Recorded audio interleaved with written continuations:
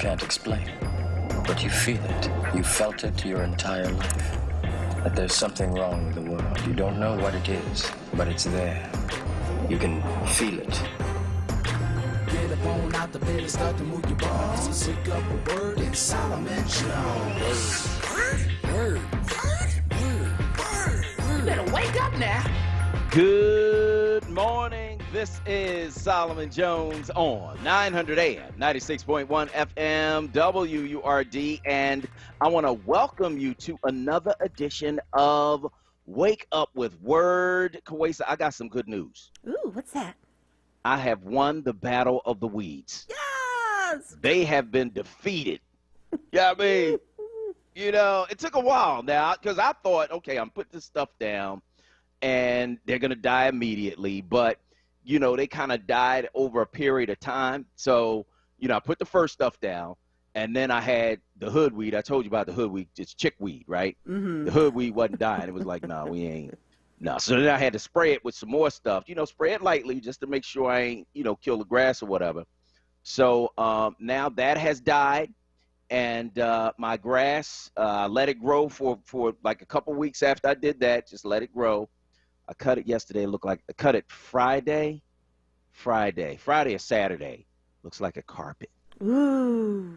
Looks like a carpet. So we're going to go roll around in the grass. This is not where the dog peed. Just promise I me. know, just not that part. Just not that part. Look, I'm so mad about that. But that part I got to fix. I think I might get some side. Mm-hmm. I might get some side. I'm going to probably dig up that part, you know, put some new, you know, soil in there so that the whatever I put from the weed stuff doesn't kill the side. Put some side in it and just, you know, hope that survives. But, yeah, that dog, whoever. And, you know, we got cameras. So I'm ready to, like, review film. Who did it? You know what I mean?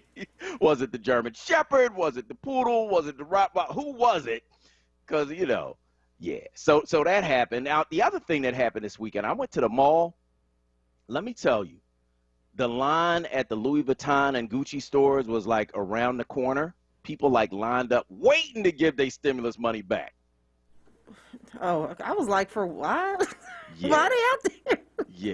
Yeah, that's that stimulus money. I'm like, y'all, come on, man. You know, they might as well go ahead and give us reparations. I don't know why y'all mad about reparations. Go ahead and give it to us, because you know what we're going to do? Give it right back. Yep. Man, lined up, Kawesa. I mean, you know, desperate. Yeah, that can't be me. We got to stop. We do. got to stop. I mean, you know, buy yourself something nice, you know, but don't be giving them, you know, thousands of dollars for stuff. You know what I mean? Take some of that money and save it. Take some of that money and invest it. Take some of it and like do something that's going to last. You're going to go and give it to Louis Vuitton and Gucci? Give it to a black business. You know what I'm saying? I don't know. It hit me this morning like, man, the line sure was long. And then it hit me. That's that stimulus money. Lord have mercy. But you know what? In the surest sign yet that things are on the road to normal, the city is looking to hire lifeguards to staff pools this summer, which means people could actually be swimming. Kids could actually be having fun. There could actually be a summer.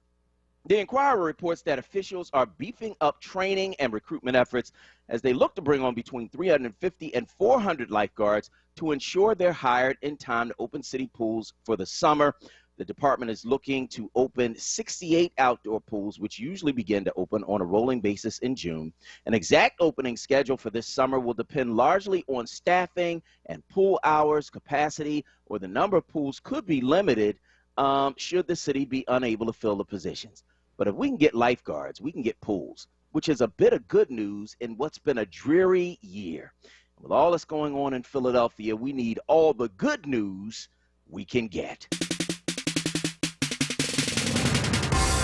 We got a hot show for you today on Wake Up with Word. We'll talk with Dr. Tim Golden about the Chauvin trial and more. We'll talk a little sports with Shamar Woods. And as always, we've got you, our listeners, calling in at 215-634-8065. A toll-free 1-866-361-0900. Hit us on Twitter and Instagram at onWURD, or you can hit me personally at Solomon Jones 1.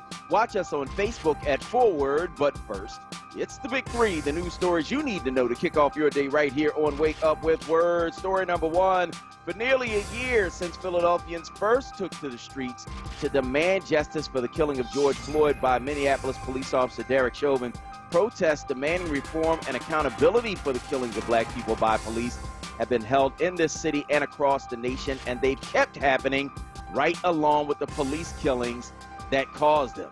The Inquirer reports that on Saturday afternoon, a few dozen protesters gathered at the Philadelphia Museum of Art and promised to continue their fight for police reform and accountability before merging with another protest group later in the day, eventually growing to a crowd of about 200. Two protesters held a large white banner that read, "Cops and Klan go hand in hand." Several dozen officers and a half dozen police vehicles were stationed nearby in Aikens Oval. Through a megaphone, Kendall Stevens called for others at the Art Museum to stand in solidarity against police for assassinating black and brown lives. So, of course, the city and cities across the country are preparing for whatever's going to happen with the Chauvin trial. There is potential for unrest after the verdict is read. Closing arguments are set to begin today, and more than 1,000 Pennsylvania National Guard troops have been activated for deployment in Philadelphia at the request of the city. Philadelphia police are canceling vacations, increasing staffing in preparation for the verdict, and the Office of Emergency Management will be fully staffed for weeks. So when the verdict comes, no matter the outcome, Mayor Kenney wrote in a statement, let's resolve to demonstrate peacefully, to voice the pain and anguish loud and clear, but without destruction, and let us stay united, working to ensure that Black Lives Matter today and every day. So that's from Mayor Kenney. And, you know, I don't know, man. You can't have peace without justice. And so I just got to be honest. That verdict better be guilty, right? And he better get some significant time. That's where I'm at. You know, I've never seen anything so heinous in my life, that you would actually keep your knee on somebody's neck for 9.5 minutes as they beg for air, as a firefighter comes up and says, "Please let me check his pulse," as the crowd is saying he's dying, as he's calling for his mother, as his breath is being soaked out of his body. You know, is nothing more heinous than that, because you had 9.5 minutes to stop. Even after your colleague told you he doesn't have a pulse, you refuse to stop. You're a murderer. Bottom line. And so, yeah, the verdict better be guilty, and he better get significant time. That's, you know, I mean, I can't, there's no other answer to that but that. And so, yeah, you prepare for the worst, but you hope for the best. And the best is that there is a guilty verdict, because Derek Chauvin, in my view, is a murderer. Yeah, no, he is. He's a murderer. He really is. And, you know, it needs to come back guilty. And, you know, he does need to face significant time in prison. I really want him under the jail. That's my opinion. That's my view.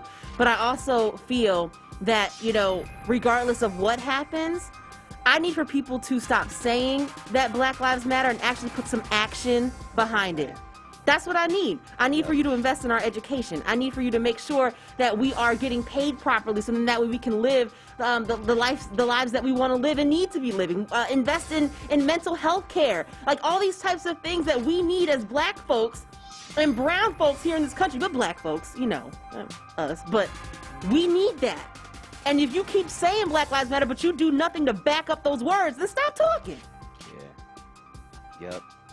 Yep, absolutely. So we will see. We'll see what happens. But, you know, from what I've seen at that trial, I can't see anything but a guilty verdict. I really can't. But, you know, stranger things have happened. Story number two, 3 people pronounced dead at the scene of a shooting in Austin, Texas on Sunday. According to tweets from Austin Travis County EMS, the shooting appears to be a domestic situation that's isolated. A tweet from Austin police said police identified the suspect, still at large, as Stephen Nicholas Broderick, 41. Broderick, unlike most mass shooters, is black. It's unknown if Broderick fled on foot or in a vehicle, and authorities are concerned that he could have been hiding or taken a hostage, according to Austin Police Interim Chief Joseph Chacon. Obviously, this is a tragedy. We have people who've lost their lives out here. The danger still remains high at this point. Broderick is a former Travis County Sheriff's Office detective who was charged with sexual assault of a child. Travis County Sheriff's Office spokeswoman Kristen Dark told CNN. Dark said Broderick resigned from the department last year after he was arrested and charged with sexual assault of a child. He was arrested June 20th and released on bond the same month. CNN has reached out to Travis County prosecutor for more information, is working to obtain the affidavit in the case. But that's not the only place there was a mass shooting. There were mass shootings across the country where 4 or more people were killed. In Chicago, a 7-year-old girl was killed. A man was wounded. In Austin, of course, that shooting occurred. There were also shootings in Kenosha, Wisconsin, and Columbus, Ohio. And so the gun violence across our country is a scourge, and it is an epidemic, Kawesa. It has to stop. It really does have to stop. It does. Like, I don't even know what else to say. It has to stop. You know, people should not be, allowed to get, illegal guns. How are they getting these guns? Also, the background checks are necessary. You got places here in this country, they don't do background checks. They just give you the gun. So, we really need to make sure that we are doing everything that we possibly can to keep people in this country safe. Absolutely. Which brings me to story number 3, my commentary for the day. Dr. Fauci has been in the news a lot over the past few days. First, because GOP bully Jim Jordan tried to play Fauci during a House committee hearing by pretending COVID restrictions were about personal liberty instead of the fact that 500,000 Americans have died. Maxine Waters, who we all know as Auntie Maxine, told Jordan to respect the chair and shut his mouth, and he did. But now Fauci's in the news again, not because of coronavirus, but because of the other public health crisis that's killing Americans in droves. It's not heart disease, diabetes, or cancer. No, the public health crisis Fauci's talking about now is gun violence. As a public health person, I think you can't run away from that, Fauci told CNN. I mean, in this last month, it's just been horrifying. How can you say that's not a public health issue? And he's right. And it's good that Fauci recognizes that fact. It's hard not to after mass shootings in Asian massage parlors in Georgia, a supermarket in Colorado, a FedEx facility in Indianapolis. Those headlines are hard to miss, and all of us should be concerned. And while the mass shootings have made people like Fauci and President Biden recognize gun violence as a public health crisis, it is, we have the equivalent of mass shootings in Philadelphia and other cities every day.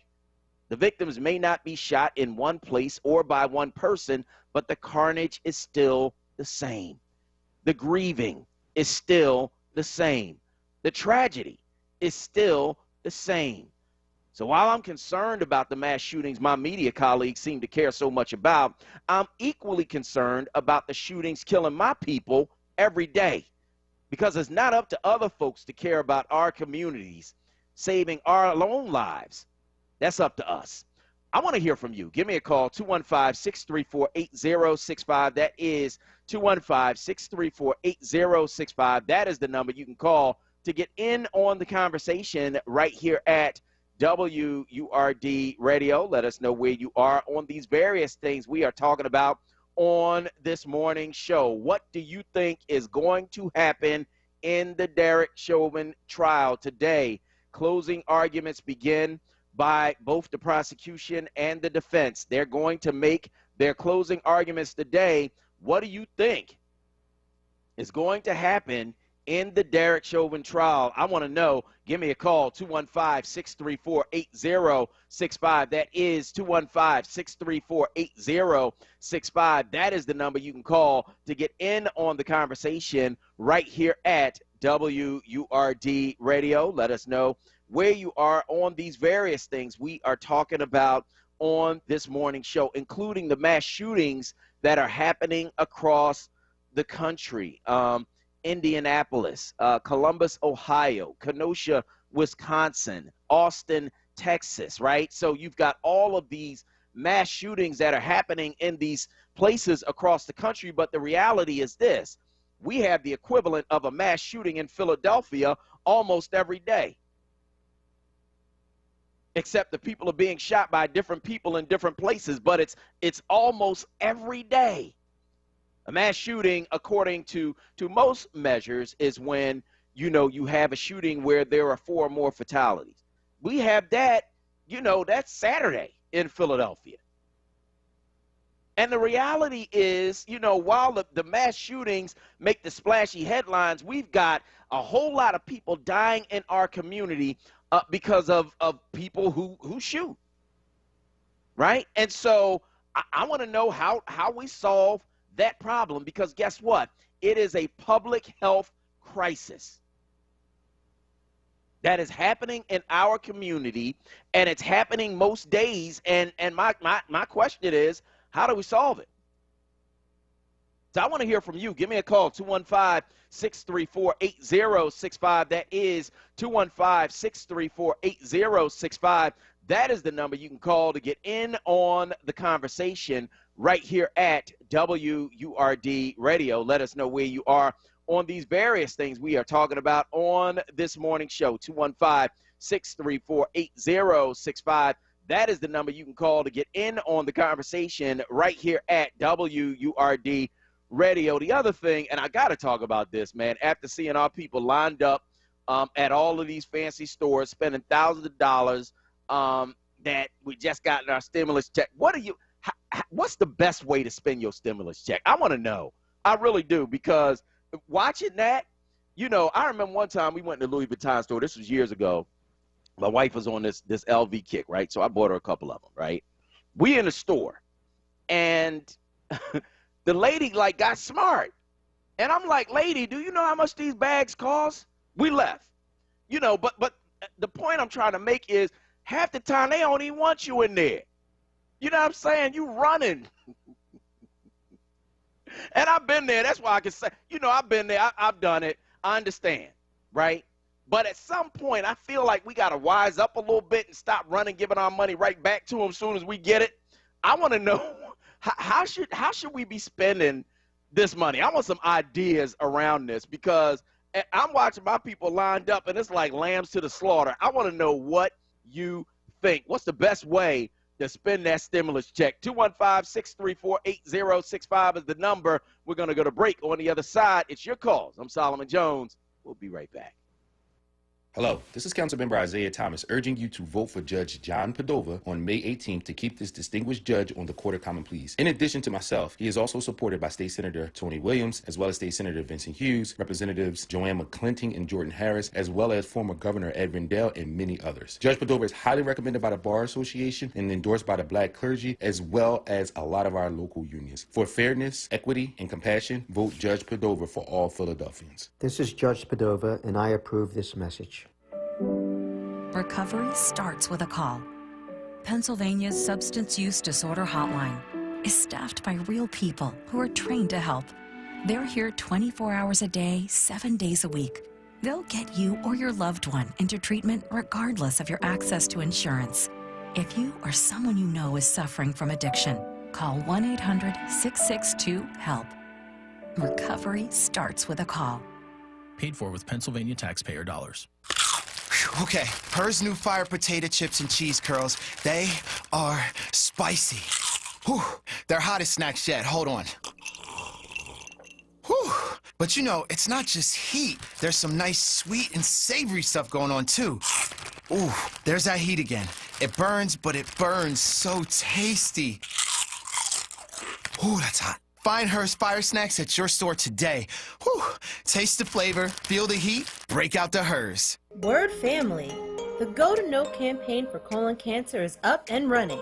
Go to wordradio.com and click on the Go to Know banner for your free at-home screening test. It's that simple. Click Go to Know and get your test today. If you're feeling down or feeling blue and want someone to help you process it all, let's talk with Yolanda. She's not only a social media motivational speaker, she's a psychotherapist by trade and certified in prolonged exposure therapy for PTSD, post-traumatic stress disorder. If you need counseling or seeking a life coach, contact Yolanda Novoa, 267-574-4632. Let's talk with Yolanda. She can be seen on Facebook and YouTube. We are people of resilience, so let's protect our lives with vaccines we can trust. We can do this. To learn more about COVID-19 vaccines, visit cdc.gov/coronavirus. Brought to you by the U.S. Department of Health and Human Services. Now, a traffic update on WURD Radio. Good morning. This report sponsored by Napa Auto Parts. Volume getting heavy 295 northbound jam 47 to 42 right lane block without emergency work. 55 north jamming Deptford in the 42. Southbound 95 Coppin down through Bridge or jammed heavy Betsy Ross through Girard. Westbound Vine delays Parkway through the Schuylkill Expressway. Schuylkill westbound University through South heavy there. Delays around the curve. The new jam King of Prussia to 202. Just the right shoulder gets by with emergency work. Eastbound heavy Blue Route through the curve again to Boulevard through Girard. Southbound Boulevard Route 1 a jam right there. Now from 9th Street down through Fox through construction. Northbound now jam Wissahickon up to Broad Street because of an accident. Whether it's offering curbside or next day delivery for online orders, over 160,000 parts, or getting involved in their local communities when it comes to serving you, Napa's Motor never quits. That's Napa Know-How. For more traffic information, log on to sigalert.com. Jim Bachman with your Philadelphia area traffic. Back by popular demand. It's Wake Up with WURD, hosted by Solomon Jones. Right now on WURD Radio, 96.1 FM and 900 AM WURD.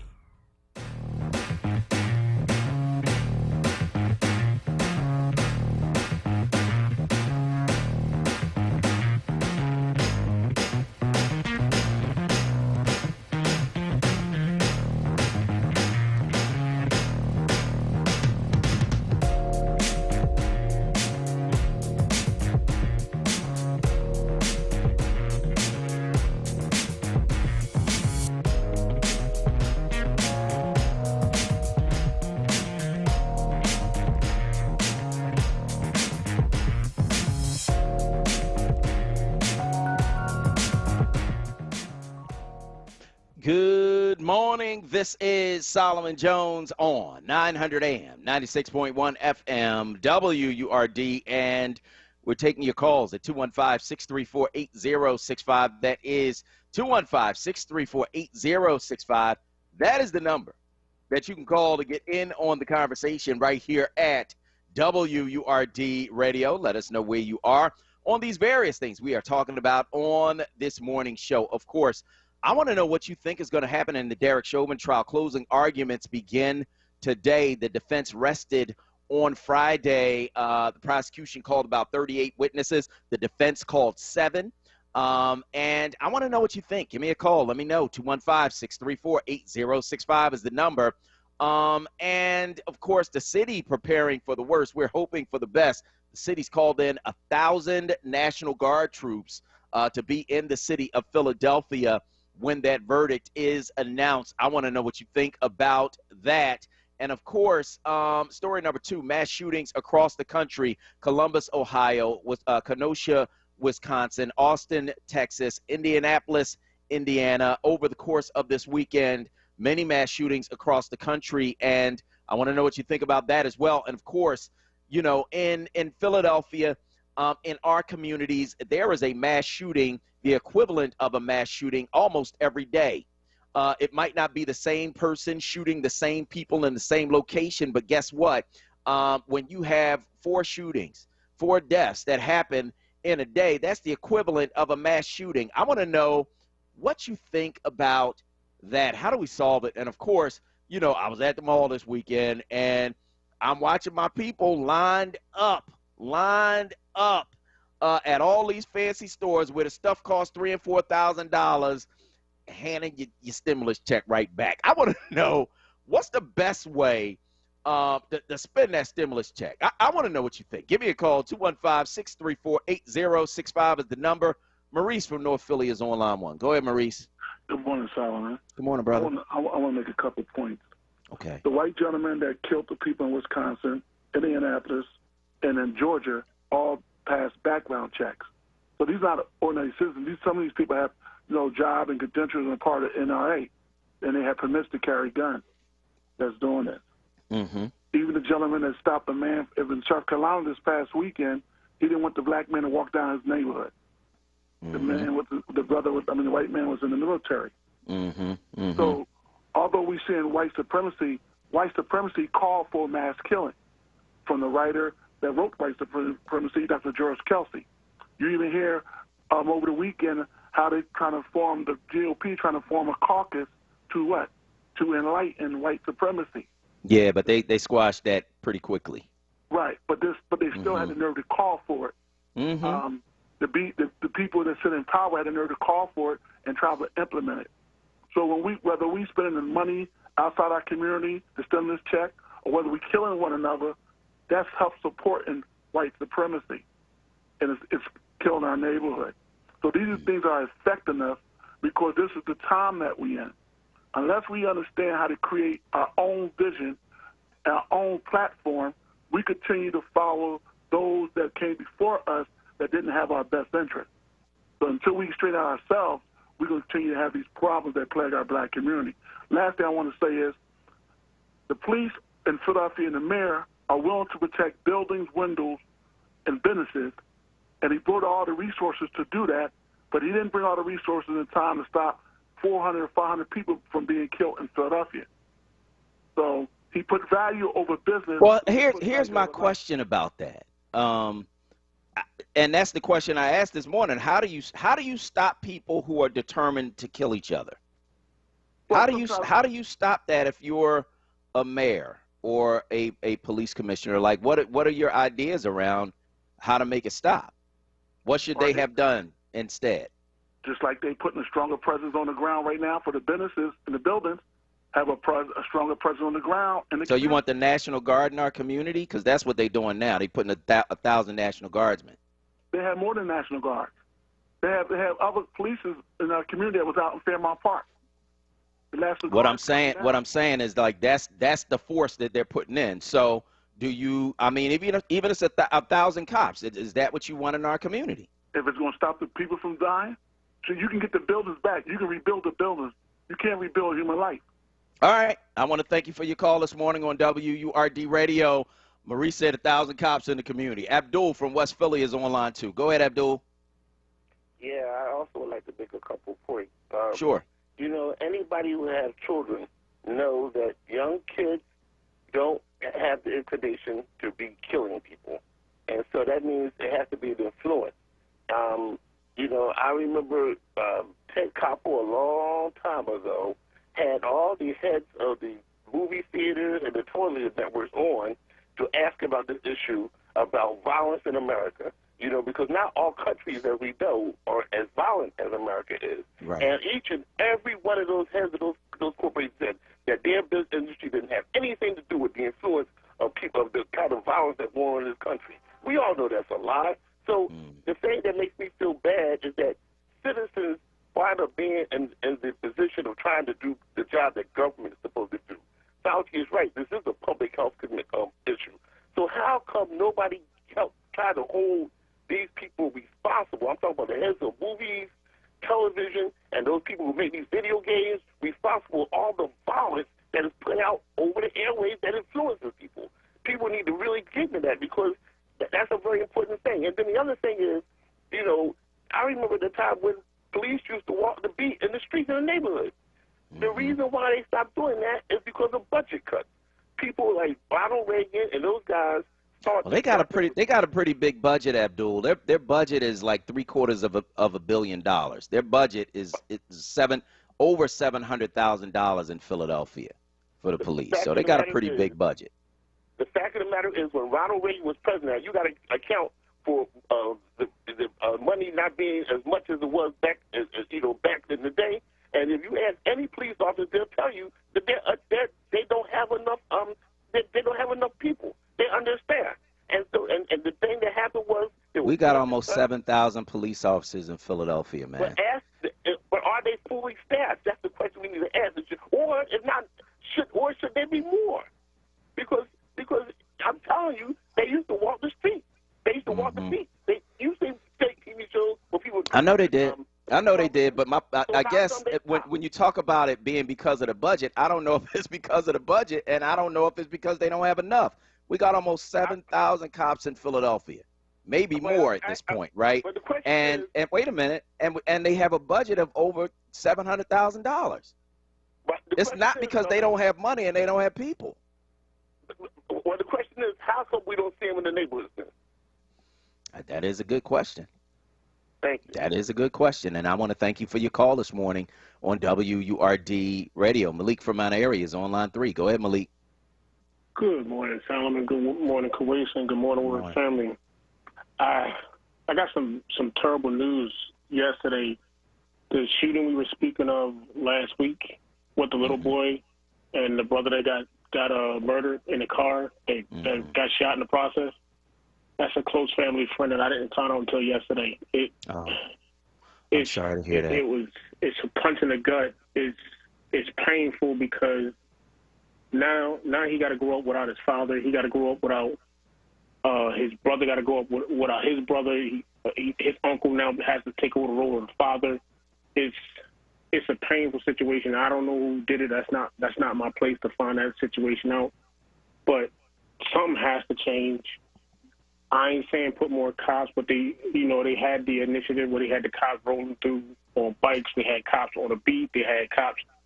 Something has to change. You have to start seeing, I'm not saying more police presence because that's not really what we need. We need more opportunities. We need more education. We need better schools. We need better books.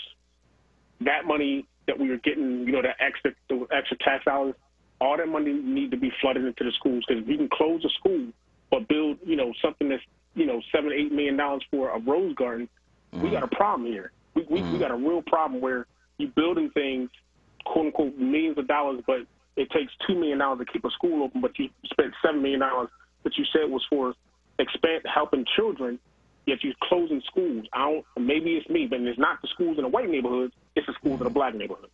So maybe it's me, but I think if you educate these kids, give them an opportunity, give them something else to do. Like you said, I thank you for doing what you're doing as far as your program where you're saying, you know what, I need to listen to you.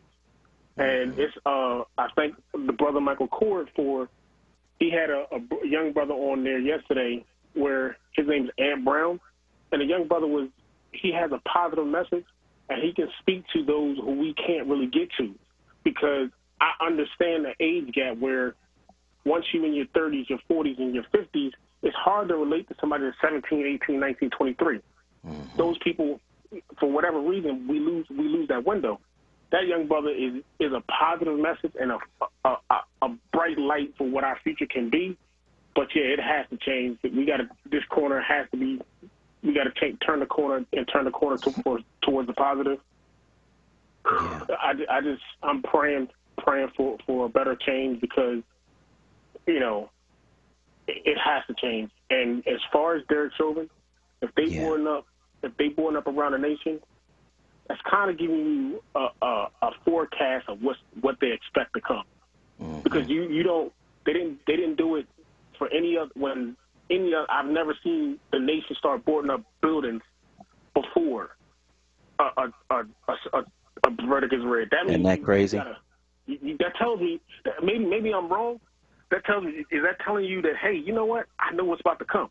I mean, because you don't bring out extra National Guard members and get up the Homeland Security and you beefing up security for what? If you don't think anything's gonna happen. You know what I think it is? I think because remember what happened last time. Remember when the George Floyd thing happened and the city was caught completely unprepared. I think that they want to be prepared. I don't think they know what's going to happen. I don't think anybody does. I mean, having looked at the trial, it looks to me like he's going to be found guilty, right? Of one of those charges that he's facing. That's what it looks like to me. But you got to be prepared for the worst. And I think they don't want to be caught unprepared.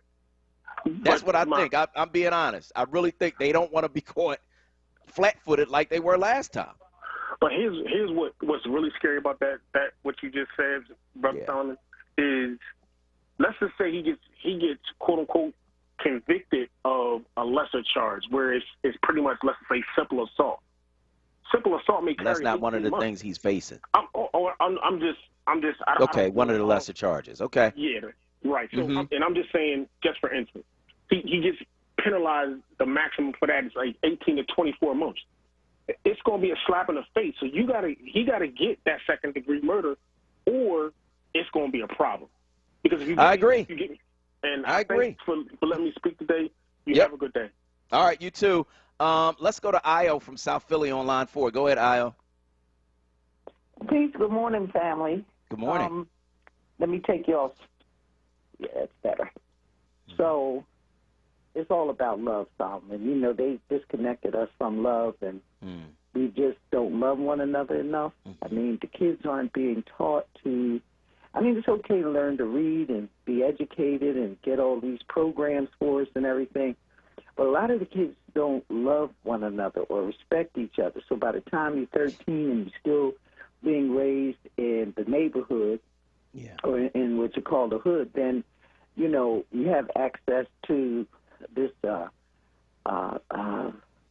and watching your cousin hide the gun in the house, or your brother or your sister, you know, and you can't wait for your turn. You know, get you one. So who's selling this to you? Okay, the mass shooters, they have license. Our children don't have license to carry. Somebody's dropping off boxes of these things into the community, you know, shipping them or whatever. I mean, I even understand that some of the legal gun shops have a basement full of illegal, you know, and after 11 o'clock at night, you can come get you a box of them and sell them, you know, in the neighborhood. So, I mean, we're fighting a battle that is, we know it's spiritual, but it's so heartbreaking because, like the brother who spoke about the child who was shot in the belly and the back, and his dad was killed, that's the in-law of mine, you know, and it is heartbreaking, and it is demonic. It's everything that you could think of. In the interim, though, prayer works, you know, and we don't know what time it is in God's mind, and what he has in mind, but we do know that he's still on the throne. He's not gone anywhere, and he's going to take care of this thing. Now, I just pray that, you know, you stay strong, that the radio station stays open, and about that stimulus money, talk to your nieces and nephews that got it. I got people that got $5,000 and all that old stuff, and everybody all decked out in somebody else's name. You know, that's what I'm saying. I'm like, what the hell? What is you? You ain't got nothing. You ain't got nothing to say, Amazulu or anything like that. You got on Cindy or whatever the people are, you know. And I'm like, hey, she's 5 years old. Did she realize that you had to get her a Louis Vuitton bag with a mink ball hanging off it? That was wrong with y'all. Lord have mercy. But you got to talk to them. The 15 to 30-year-old, they got some 4 or 5 kids that got all that money. Man, you should have seen them in Atlantic City at the outlet. I know. And you know, hey, wait a minute, I rock with the outlet. Wait a minute. Solomon. Ooh. I goes to the outlet now. We're going to go to break. On the other side, we're going to continue the show right here on WURD. Family Therapy Vignette Moments with Dr. Lucille Ijoy. Come on out and become a WURD Radio member one by one. Renew your membership or get a new one. Get serious information and have some fun. Call 215-425-7875. That's 215-425-7875. Come on out and become a WURD Radio member one by one. Renew your membership or get a new one. Get serious information and have some fun.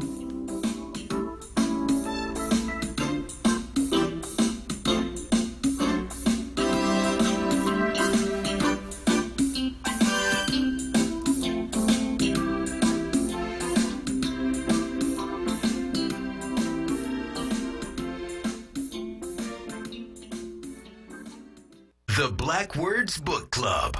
WURD Radio's monthly conversation on books that explore the African American experience through social, economic, and environmental justice issues. Tune in the second Tuesday of every month on Evening Words with Nick Taliaferro, 4 p.m. till 7 p.m. The next book for May is Living in Color by Tommy Davidson. Be sure to listen live, as Nick Taliaferro will hold a contest for a giveaway book bundle that consists of 4 titles from Kensington's Defina's Authors of Color's newest release. Don't miss it. Tuesday, May 11th on Evening Words with Nick Taliaferro. Attention for WURD members. Get your copy and receive a 20% discount when you purchase at Harriet's Bookstore or Hakeem's Bookstore. For more information on the Black Words Book Club, visit wordradio.com. The Black Words Book Club is sponsored by Defina. Defina is an imprint of Kensington Publishing Corporation, America's independent publisher, concentrating on authors of color.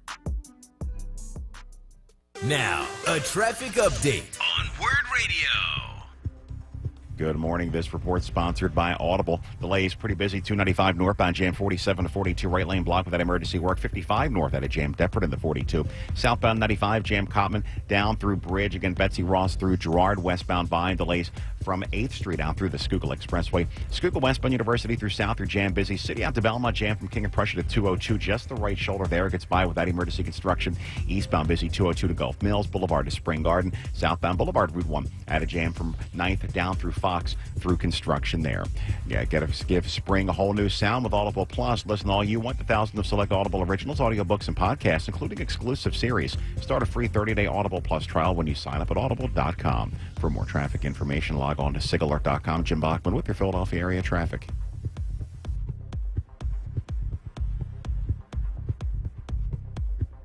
It's Wake Up with WURD, hosted by Solomon Jones. Good morning. Right now on WURD Radio. 96.1 FM. And 900 AM WURD.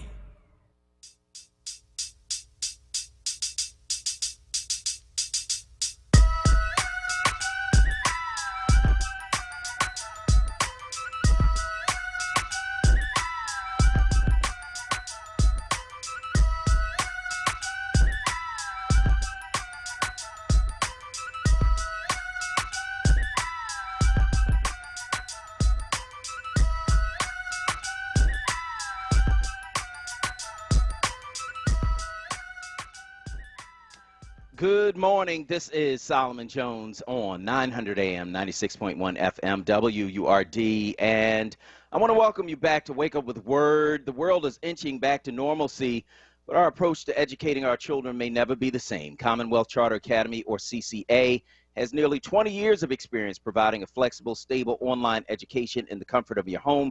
Enroll today at ccaeducate.me. Here are the benefits to your children and your family. 1, world-class education and accredited lesson plans streamed directly into your home at no cost to you. Laptops, headphones, and high-speed internet access all provided at no cost to you. A learning environment completely free from classroom risks like bullying and other distractions. CCA has been in our community long before this health crisis and will continue to faithfully serve students and families well into the future. Join the more than 2,500 students from Philly who already attend CCA. Enroll now at ccaeducate.me. I want to hear from you. Give me a call, 215-634-8065. That is the number you can call to get in on the conversation right here at WURD Radio. We're talking about a number of things this morning, including our top 3 stories, which are story number 1.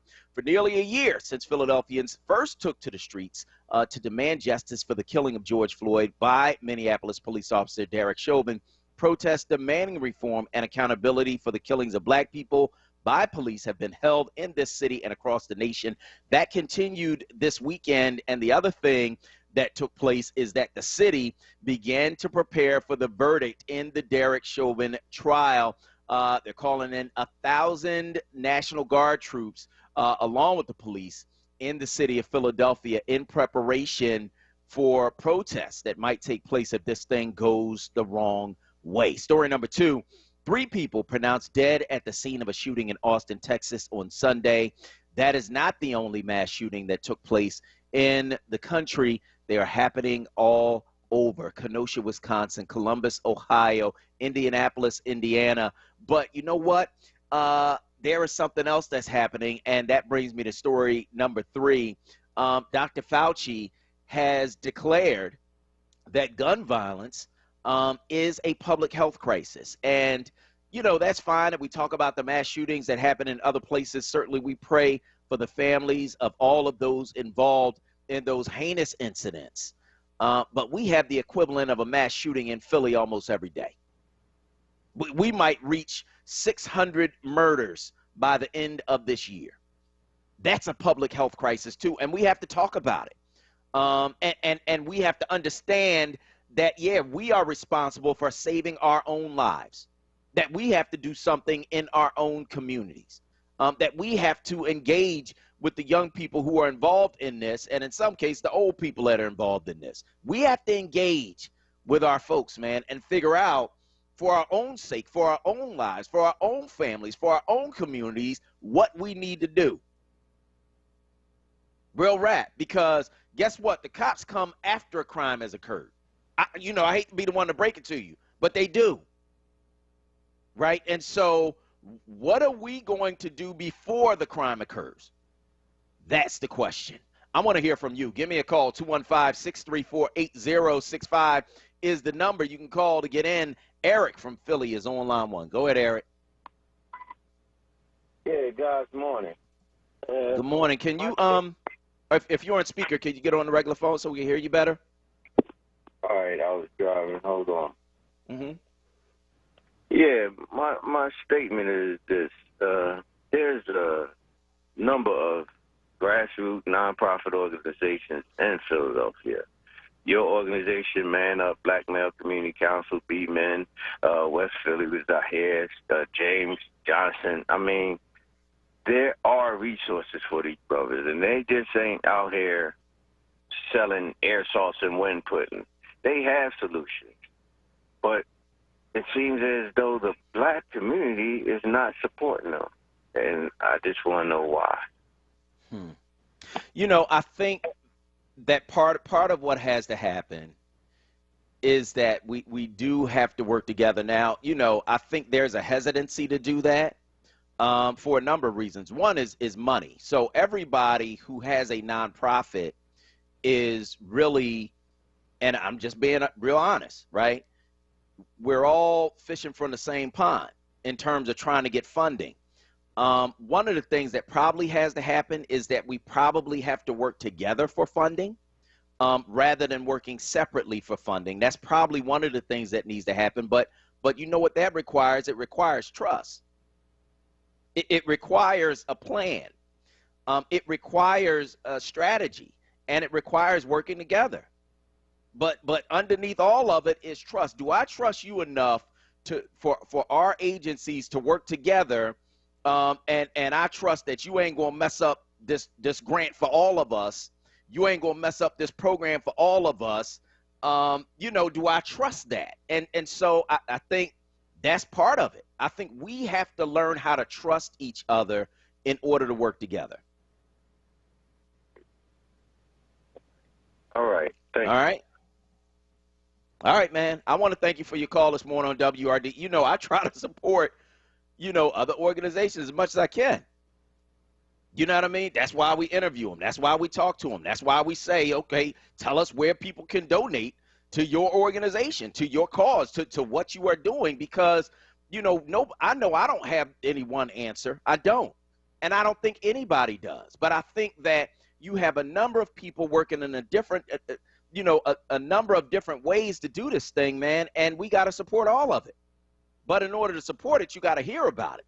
That's my job. That's what we try to do. Try to allow you to hear about what other folks are doing so that we can be supportive. That's why we've had on Mothers in Charge, and Amir, and Black Male Community Council, and the Brothers with the Barbershop. You know what I mean? So, you know, we trying.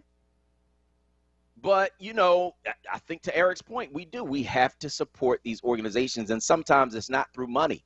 Sometimes it's through time. Bahia from West Philly is online too. Go ahead, Bahia. Good morning, Solomon. Good morning.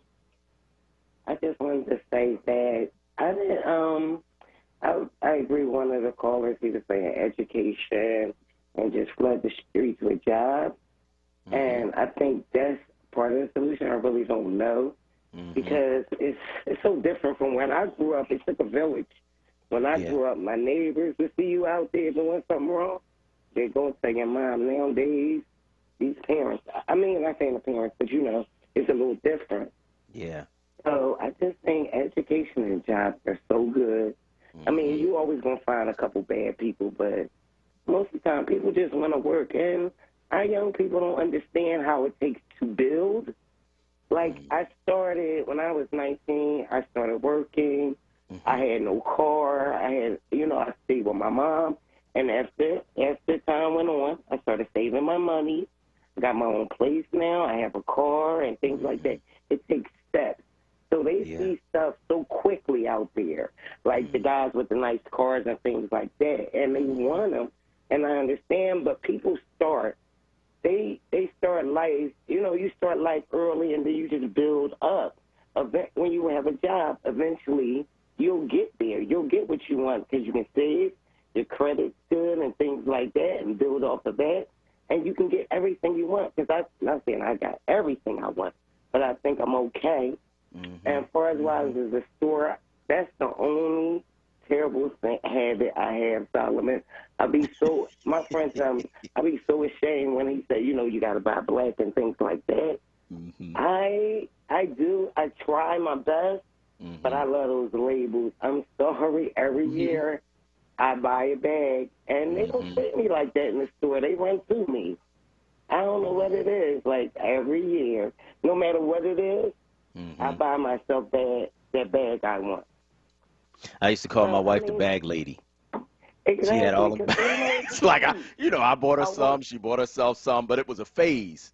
And, you know, so she got what she wanted. Now she's good. But I hear you. But you do. You gotta spend some of that money in the black community. I know. I so try. My friend be like, "Oh, you a sellout? You talk all that stuff about the community and try to help, but that's the only terrible habit I have.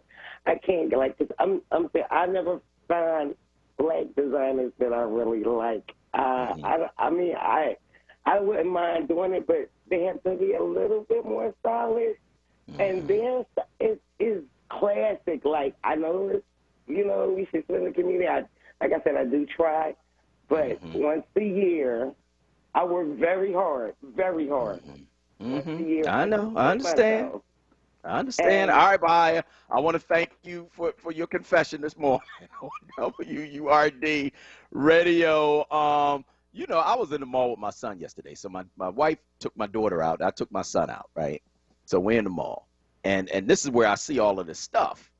And I was so proud of my son. He is a budding videographer and photographer. So he wanted a new lens for his camera. So, you know, he got a little job. Plus, I pay him a little stipend to help me with my website. He does all of that for me, right?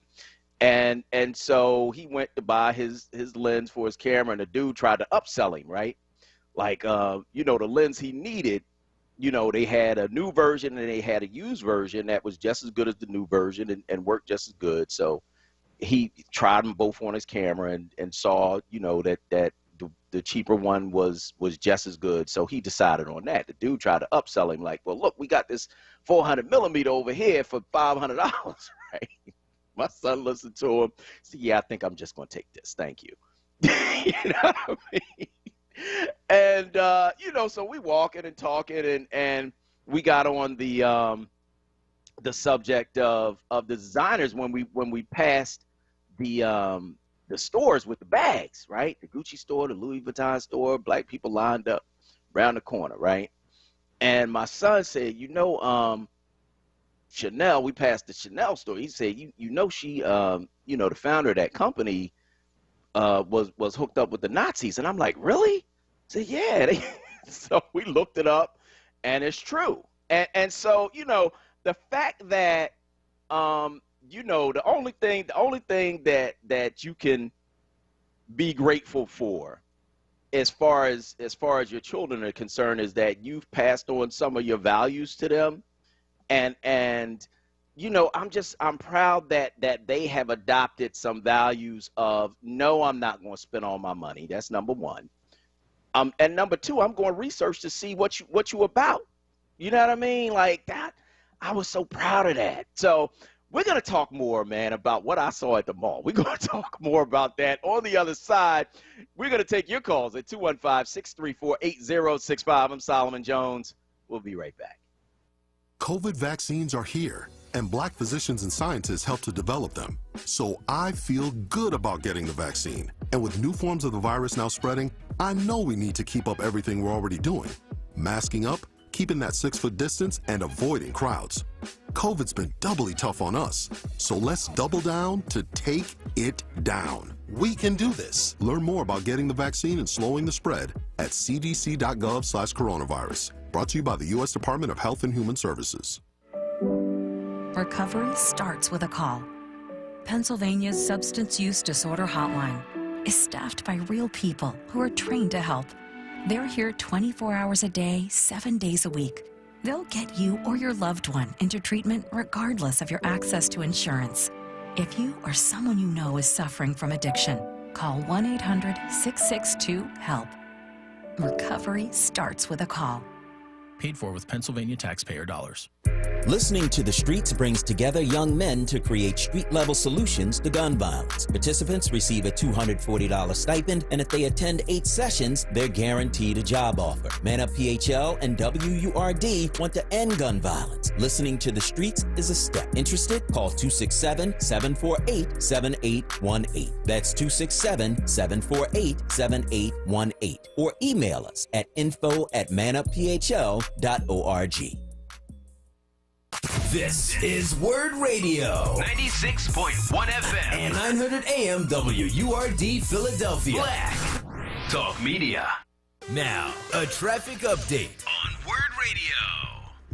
Good morning. This report sponsored by Audible. Delays pretty busy. 295 northbound, jam 47 to 42 right lane block with that emergency work. 55 north at a jam Deptford in the 42. Southbound 95 jam Cotman down through Bridge. Again, Betsy Ross through Girard. Westbound by delays from 8th Street out through the Schuylkill Expressway. Schuylkill westbound University through South through jam busy. City out to Belmont jam from King of Prussia to 202. Just the right shoulder there. Gets by without emergency construction. Eastbound busy 202 to Gulf Mills. Boulevard to Spring Garden. Southbound Boulevard Route 1 at a jam from 9th down through Fox through construction there. Yeah, give spring a whole new sound with Audible Plus. Listen to all you want to thousands of select Audible originals, audiobooks, and podcasts, including exclusive series. Start a free 30-day Audible Plus trial when you sign up at audible.com. For more traffic information, log on to sigalert.com. Jim Bachman with your Philadelphia area traffic.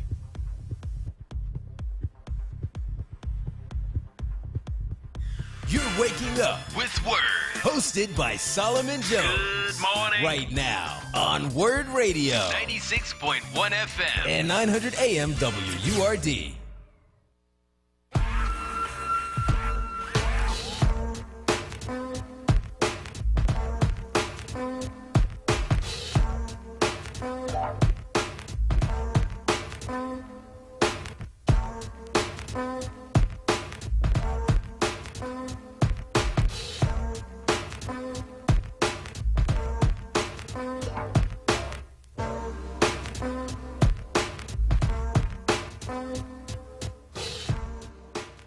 Good morning. This is Solomon Jones on 900 AM, 96.1 FM, WURD, and we're taking your calls at 215-634-8065. That is 215-634-8065. That is the number you can call to get in on the conversation right here at WURD Radio. Of course, we're talking about a number of things, including our top 3 stories, which include story number 1. For nearly a year since Philadelphians first took to the streets to demand justice for the killing of George Floyd by Minneapolis police officer Derek Chauvin, protests demanding reform and accountability for the killings of black people by police have been held in this city and across the nation, and they've kept happening, both the police killings and the protests. Well, the Derek Chauvin trial, of course, in its final stages, closing arguments set to begin today, and the city of Philadelphia preparing for massive protests with 1,000 National Guard troops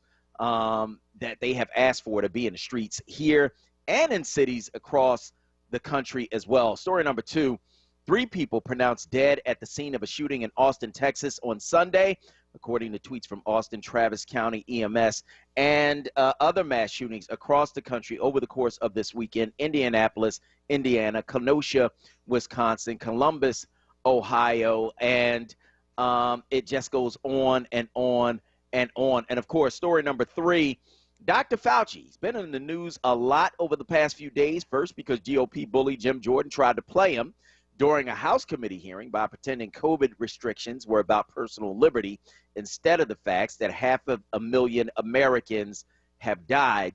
Maxine Waters, of course, Auntie Maxine, shut him down, told him respect the chair and shut his mouth, and he did. But now Fauci's in the news again, not because of coronavirus, but because of the other public health crisis that's killing Americans in droves. It's not heart disease, diabetes, or cancer. No, the public health crisis Fauci's talking about now is gun violence. And here's the deep thing, right? He's talking about it because of the mass shootings that make the news that we hear about. But we have the equivalent of a mass shooting in Philadelphia, seems like almost every day, right? Where you have, 3 people shot, 4 people shot in different places across the city. It might not be the same shooter, might not be the same place, but, it's the equivalent of a mass shooting. And so, I'm concerned about that. I'm concerned about the mass shootings in Georgia and in Indianapolis and in all of these places, but I'm equally concerned about what's happening in my own community with my own people. Because here's the bottom line. It's not up to other folks to care about our communities. Saving our own lives is up to us. I want to hear from you. Give me a call, 215-634-8065. That is the number that you can call to get in on the conversation right here at WURD Radio. Jacob from Alney is on line 3. Go ahead, Jacob. Good morning. Peace be unto you, Brother Solomon. Same to you. One thing we got to realize that it ain't no just one thing going to get us out of this, right? Mm-hmm. It ain't no one thing. And it's really a shame. I heard, you was talking about how people, it's funny how we can say and laugh about how our people care more about things than life, right? Mm. All we worry about is stuff like that. And that's one of the problems. But, there's no consequences when these people do these shootings and everything. No consequences. Mm. Let's look up Saudi Arabia. Let's see how many mass shootings they got over there. You know why? Because when you do something like that over there, you're done. You're out of there, okay? And the culture, this in the culture. See, here, oh man, we got a nerve to wonder if this cop is going to get I know. You know what I'm saying? And we watch that, right? Yeah. What kind of culture is that? That you can see what you see, and we live in a culture where, well, he might get off. What kind of stuff is that? First of all, as we talk, I'm talking about it ain't just one thing here. We forgot about love and respect for human life. That starts in the home with the young and the religious leaders. I hear imams and pastors say, the imams, I'm tired of washing young Muslim bodies, preparing them for the grave, right? Mm-hmm. So it's touching all of us. But the thing, prayer, we got to keep on praying now because that's where it goes. But it's just so many different things that we got to do. We got to change the culture. We done become numb to this, man. It's like we can shooting. It'll be 5 shots a day, like you say in our hood. There's mass shootings every night, right? 5 shot at the club, 3 died. This and that. Okay, let's see what's gonna happen tomorrow, and we got to cut that out, and there's got to start being consequences for these things. These young people who doing these shootings, they ain't even worried about getting caught, man. And some of them, if you white and you do mass shootings, you might get some hamburgers on the way to jail. So how about that? Man, we keep on praying, and there's a way, and keep on doing what we do, because like what you're doing and what other organizations are doing, how do you eat that elephant? One bite at a time. But we got to change this culture, man. Yeah, no doubt. Thank you, Jacob. I appreciate your call, as always, to WURD Radio. Let's go to Ken from Delaware County on line 1. Go ahead, Ken. Yes, good morning, Solomon. How you doing? I'm good. How are you? To you every morning, and you speak about the mass shootings, the violence in the city. Is this not why that the United States, we are in these foreign countries policing their neighborhoods, and they are not in our neighborhoods policing our own. Why are we spending all this money in foreign countries policing the same violence that we are spending overseas to take and solve the problems of other countries? And in today's society right now, we have the same thing going on in other countries. And you speak on it all the time. You always give them a pretty much a solution to the problem and what they could do, but nobody's listening to you.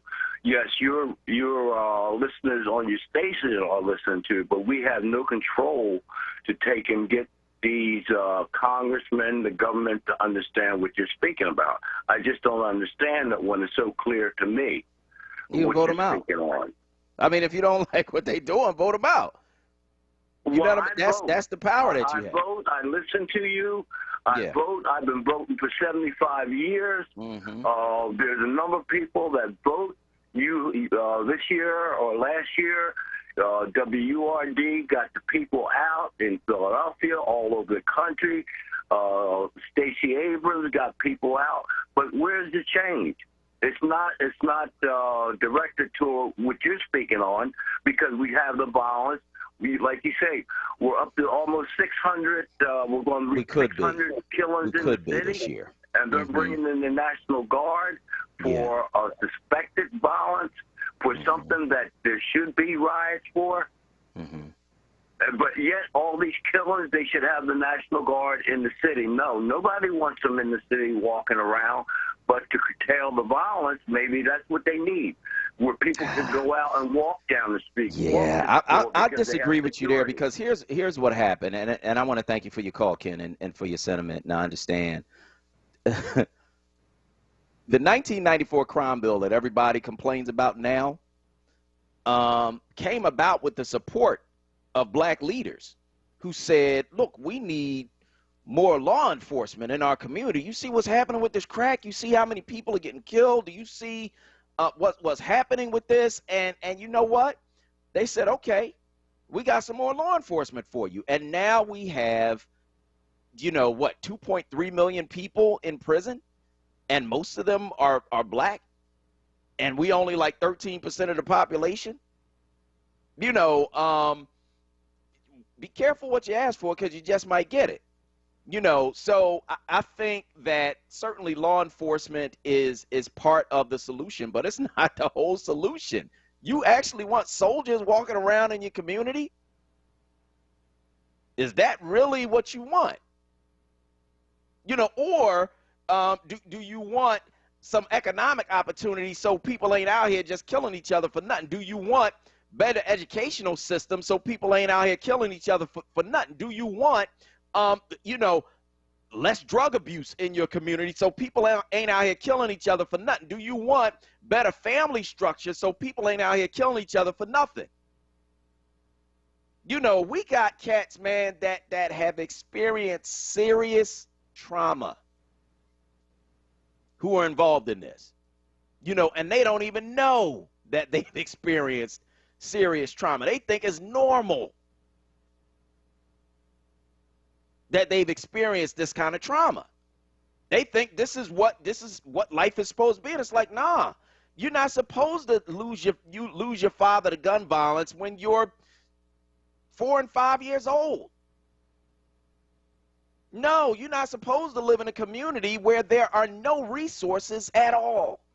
No, everybody's not supposed to have a gun. But when you see that around you and you think that that's normal, then that feeds a culture of gun violence. And social media expands it, because that's at the root of a lot of this, man. You got folks who are, carrying out their beefs online. And then it moves from online to on the street. And it becomes a vicious cycle. And so it is about so much more than like putting the National Guard in our community. Is that really what we want? Think about what happened last time. And ask yourself, is that really what you want? I want to hear from you. Give me a call, 215-634-8065. Diane from South Philly is online, too. Go ahead, Diane. Good morning, Solomon and Word family. Again, you put the black icing on the cake. The media has, listen, social has a lot to do with the crime that's going on. The video games, shooting somebody to get the child all hyped up. And then, listen, my grandmother used to tell me, I heard her say this, when something happened, hell broke open. And that's what's going to happen if that decision goes in a negative way that doesn't show that he didn't die in vain. The cop is being punished. I mean, I see why people boarding things up. And Solomon, you mentioned about the stimulus check. I have a niece right now that won't even answer my call because she probably got over $15,000. Okay? That's all right. What goes around comes around. She'll deal with me sooner or later because she gets mad at me because I want her to be a paramedic. A career, not a job, okay? And our children out here need jobs, but they need jobs that's going to lean to a career. They need schooling. The reason why kids are out here running the streets so much because they don't have the supervision that's coming from home. That's what's going on. And about these, the woman talk about the designer bags. You have black designers, but they work for white designers, and you don't hear about them. Ooh, that's true. You're right. If you go back and listen, look at Neiman Marcus. That was a system brother from Texas. Go back to Louis Vuitton. His behind's been dead for years. He's not supporting me. And then my son took me up to Neiman Marcus and showed me.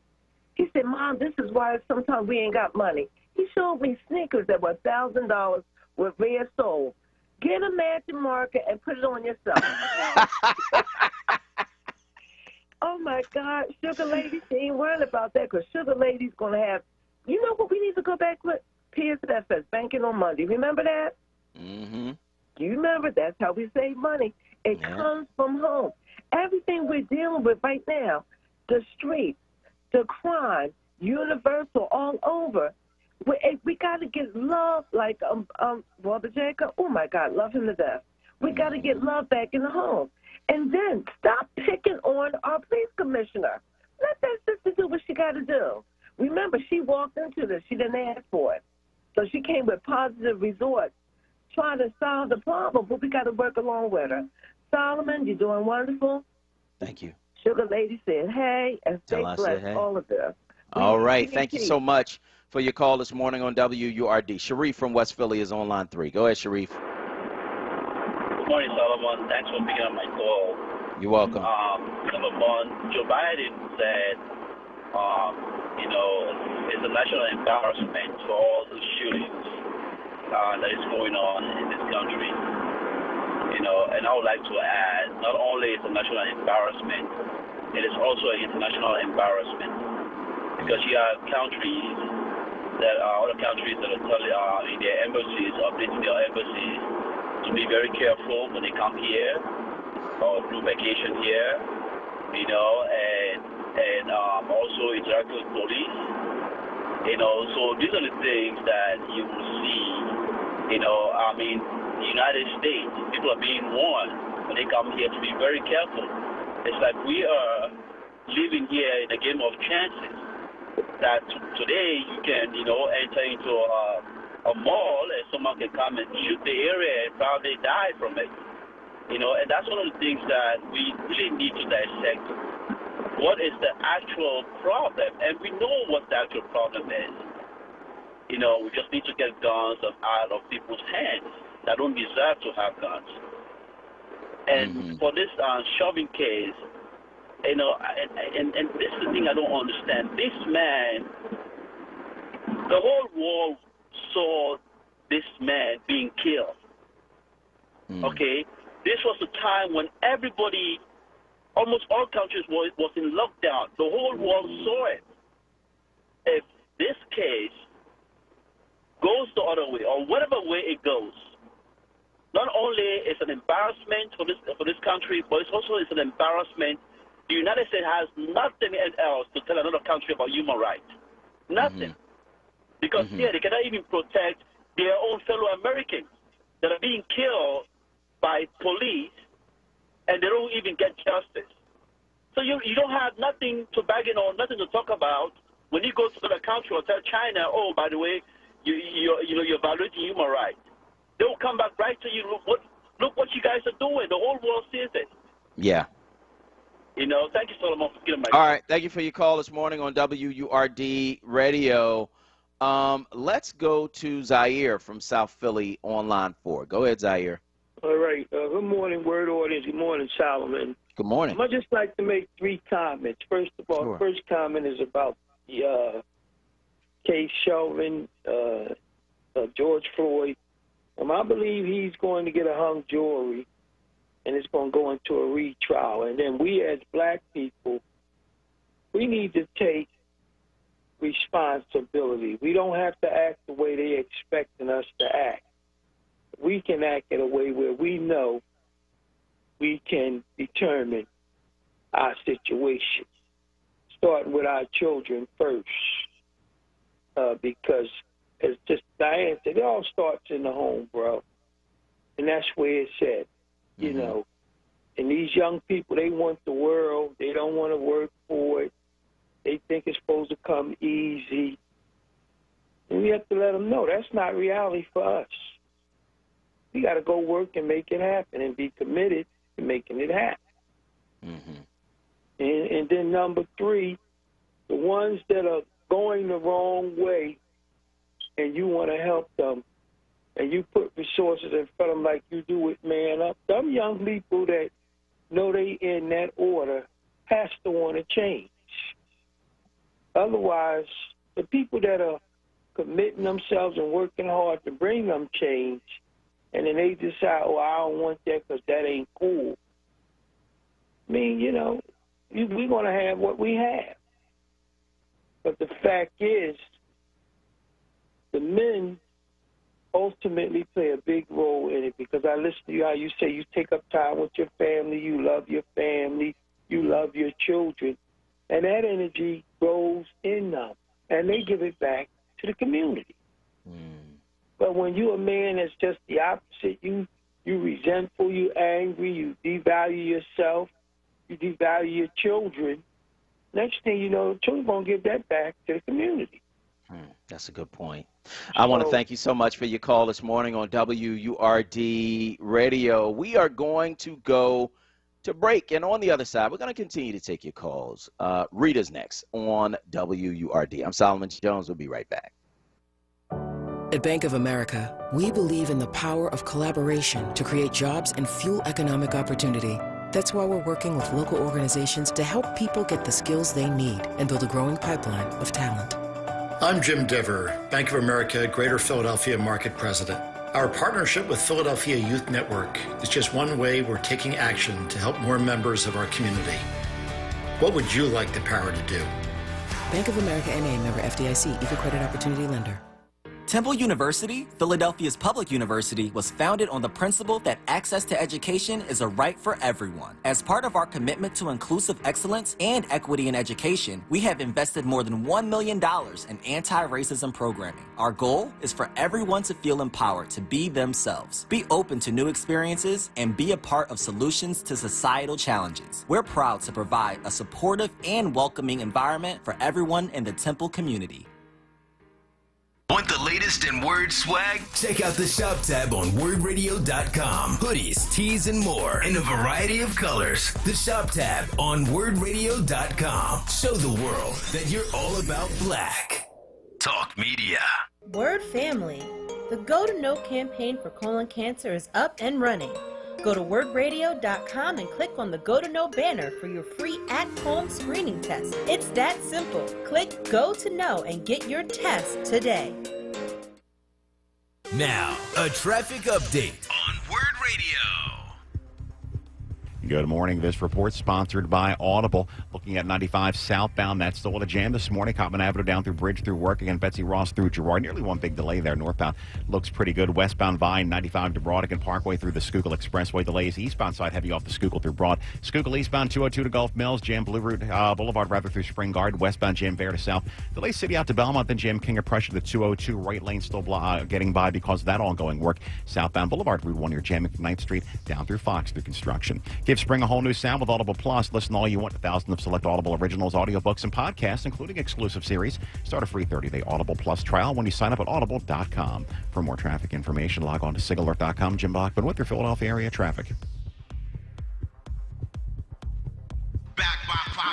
It's Wake Up with Word, hosted by Solomon Jones.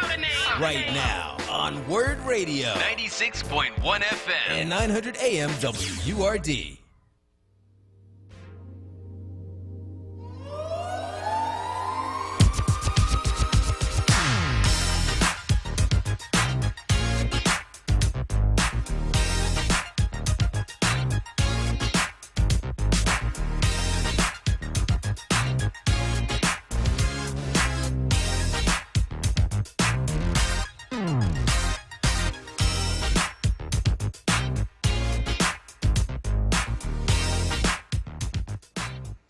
Good morning. This is Solomon Jones on 900 AM, 96.1 FM, WURD. I'm going to welcome you back to Wake Up with Word. And so, Kawesa, we've been talking about this whole thing with the mall, right? And our folk lining up, you know. And I feel like, you know, and maybe I just feel this way because I'm a little bit older now because, you know, when I was younger, that's what I wanted. I wanted, you know, those brands. And there's nothing wrong with that. You know, I buy stuff, you know, buy brands or whatever. I'm not spending $3,000 and $4,000. I can't.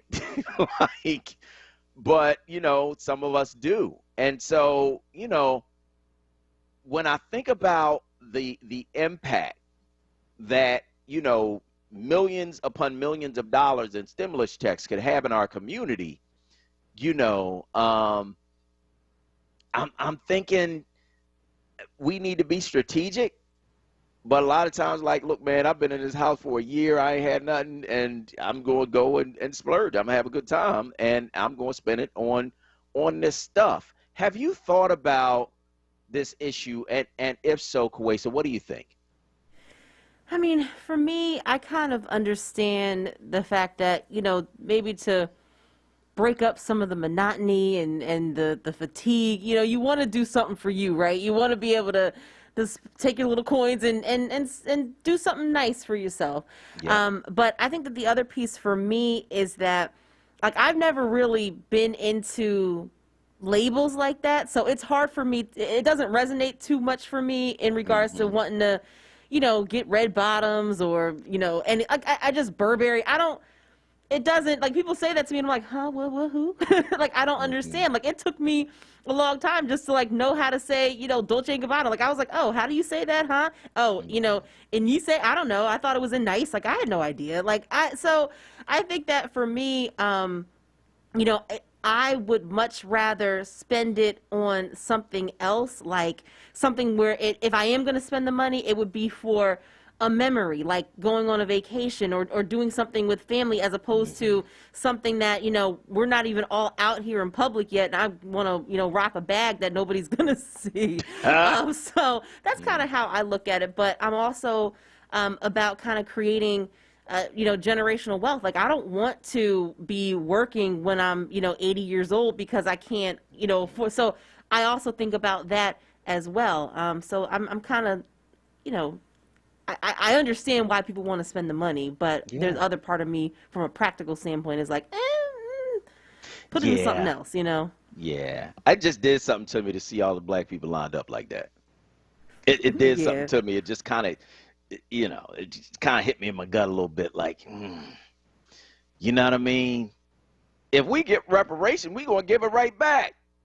Run to give it back. And it's like, you know, and maybe I've just been listening to Akbar too long. Thank God for Akbar, because he changed my whole mindset around money. And, you know, because money is a tool, and it's a tool that, you know, we can use to our own advantage in order to create, to your point, generational wealth. I want to hear what you have to say. Give me a call. 215-634-8065, of course, is the number. You can also weigh in on Facebook at 4WURD, at FORWURD. That's FORWURD. Rita from South Philly is on line 1. Go ahead, Rita. Morning, Solomon. Good morning. Did it again. Or should I say I did it again? What'd you do? I was standing on the corner waiting for the bus. Mm-hmm. And some other people standing. We heard this rap music. The N-word, MF, but. So you thinking it's a car that has this music playing. Yeah. Guess what it was? What was it? You ready? A FedEx truck. And guess what? Us behind it. I said, can you believe that? And the elderly people say, oh, my goodness. I said, you know what I said to them? I said, the next thing going to come is a shootout. 48 hours later, he kills these people. I'm going to tell you why. It's the Wait a minute. You said it was a FedEx truck. FedEx and truck the driver was playing some rap music with the N-word and MF and this and that. Loud. And you said there was going to be a shooting after that. Now, who are you saying shot somebody? Okay, here's what I'm saying. Remember the boy at the FedEx compound, the FedEx, factory, warehouse that went and shot the people? See, some things go together. Let me say this here. That was in Indianapolis, Rita. It doesn't matter. Here's what I'm saying. The type of people that you're hiring. Now, let me say something to you about this here, though. I'm not hiring at you. If I was a supervisor, I would give you one chance, because I would realize you was crazy and need your job. What you do inside that truck, if you turn that stuff down, it's nobody's business. This man was blasting this music from his truck, and everybody looking. So the people that's listening to me, they heard this. Now, that is a professional job. And let me say this. I'm an old woman. If he came to deliver a package to me, I'm going to call the cops on him, because I think it's some criminal trying to rob me, because we're not used to seeing anything like that. That is a professional business. What you do, like I said, you can turn it down inside the truck. Nobody said anything about that. He's blasting this music, and everybody was shocked when it was coming from the FedEx truck. Yeah. So I've seen that kind of thing. And, you know, people will do it in businesses. You know, you leave certain people in your business, and you leave as the owner, and they got control of what music they're playing, and they playing stuff that's like, it's inappropriate. Like all the customers don't want to hear that. And I've seen people doing it, you know, driving trucks for different companies. I've seen that too. So that's an interesting point. So go ahead, Rita. You see, the other thing is you need to get your little pencil and write this down, Simon. There's a book called Dr. Mary's Monkey. It's about a scientist that was killed in New Orleans and how they got AIDS from a monkey, and cancer cells came from a monkey. They also contaminated the polio vaccine, and they think this is why people are getting cancer today. I was falling into that age. Who wait a minute. So who is they? Who's they that contaminated the polio vaccine?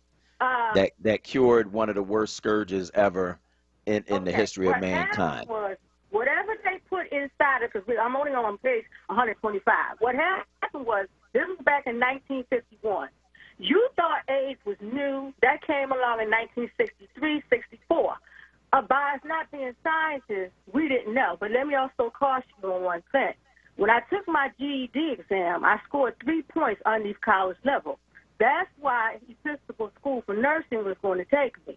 You know what stopped us? You done went from FedEx to conspiracy theory about viruses to your GED test. What's your point, Rita? Okay, my point is this. What's your bottom line point? I was going to go to nursing school. What stopped me was, remember when that man took that needle and stuck that nurse and gave her AIDS? That's what. No, I don't remember that. Yeah, he stuck the patient. There was no cure for AIDS. And what happened, he stuck her with the needle. The nurse wound up dying from AIDS. I told myself, I'm not going to nursing school. That's what broke that up, because I was scared, because if you got patients deliberately sticking you with an AIDS needle and there's no cure for it, I got scared. All right, thank you for your call this morning on WURD Radio. We appreciate it.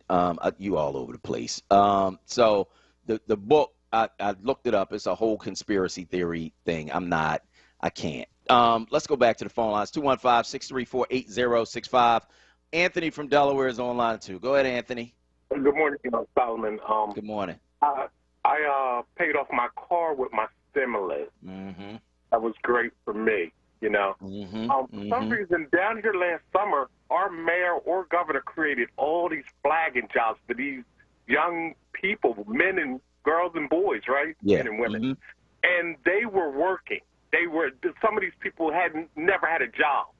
You know, I don't know where the money came from or what was the program, but they created all these flagging jobs. You know what I'm saying? Another thing, I'm still on that kick about if you could get the construction companies to the table, tax cut is the candy. At-risk community, target at-risk community, we give you the tax cut, particularly African-American community. Tax cuts is the candy. You know what I'm saying? Whatever. If they're gentrifying in anyway, why can't you have a tax cut to hire the at-risk community that you're gentrifying? You know what I'm saying? It's on Prime. It's a series called Them. But the point is, it's a book back in the day was called Monster Cody, and it was HBO's series called, not series, it was a movie called The Last Bastard of the Party. The whole premise was about Compton, California, and Them, that Amazon Prime series called Them, this was Compton before blacks came. And I couldn't look at it because you see what Compton is now. But the point is, they took all the resources out of the communities when blacks came up from the South. And Compton, you should see how Compton, or they portrayed Compton. It was like an oasis. You know what I'm saying? But the point was, the whites moved, and they drew all the resources, and they left those people with nothing. And that just spread it all across the country. When blacks moved up from the South, they devastated these cities and left them people with nothing. And it's like a microcosm of what, and we just now start back investing in the cities of 20 years? I mean, can you believe that, what they did to the cities before blacks came up from the South? No, I hear you, and that's what redlining is all about. It's about making sure that no resources go into these communities. You know, you see communities where the houses are falling down, and that's because people couldn't get loans to repair the houses. When you had major systems repairs, and that's what I was talking about a house is a major investment and responsibility. If you have major system repairs that need to be done in a house, you know, that's $5,000, $10,000 a pop. And you need to get loans in order to do that. But if your community is redlined, then guess what? You can't make those major systems repairs. And not only that, they took the jobs too. They took the jobs everything. Too. That's right. And that's where they start outsourcing those jobs to different countries. Those jobs were in the city. White men had them jobs. They took them. They had nothing to support themselves with. Yep. Have a good day. No, you're right. You're right, Anthony. I want to thank you for your call this morning on WURD. And if you don't believe that's true, take a ride down North Philly. You have whole communities, and when you see these huge abandoned buildings, those were factories, man. Those were factories, and the community would rise up around the factory. And so everybody who worked in the factory lived in the community, right? And so you had the means to take care of yourself financially, and you had a community that was dependent on that factory. So when you take the factory and move it to China, then all of those jobs that were there that were supporting that community go with it. And then when the community becomes black and you decide, okay, we are no longer going to loan money to anyone in that community, and there's no jobs in the community, what you think is going to happen? You know what I mean? So when you see those abandoned factories, right? Drive down 17th Street, like near Indiana. You know what I mean? And you see all these abandoned factories, that represents the life's blood of a whole community. And what happens when you drain a body of the blood? It dies. And so, you know, when you see all those broken windows on those big buildings, that's not just, oh, man, that's a shame. No, that represents a whole community's death. That's what that is. When you take the jobs, when you take the investment, when you take the city services, when you use the police as an occupying force, like all of that, when all of those things happen, then you've killed the community. I want to hear from you. Give me a call, 215-634-8065. Abdul-Jabbar from West Philly's on line 3. Go ahead, Abdul-Jabbar. Good morning. Ramadan Mubarak to my Muslim brothers and sisters. How y'all doing today? Good. How are you? I'm good. Good. I'm just trying to put a positive vibe out there and just, ask for the mothers and fathers to come to some type of reconciliation on behalf of their children.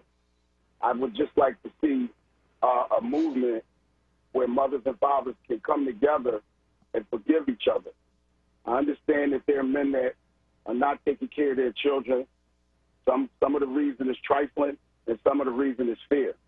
But at the end of the day, there are too many of these young children out here that need their fathers in their lives.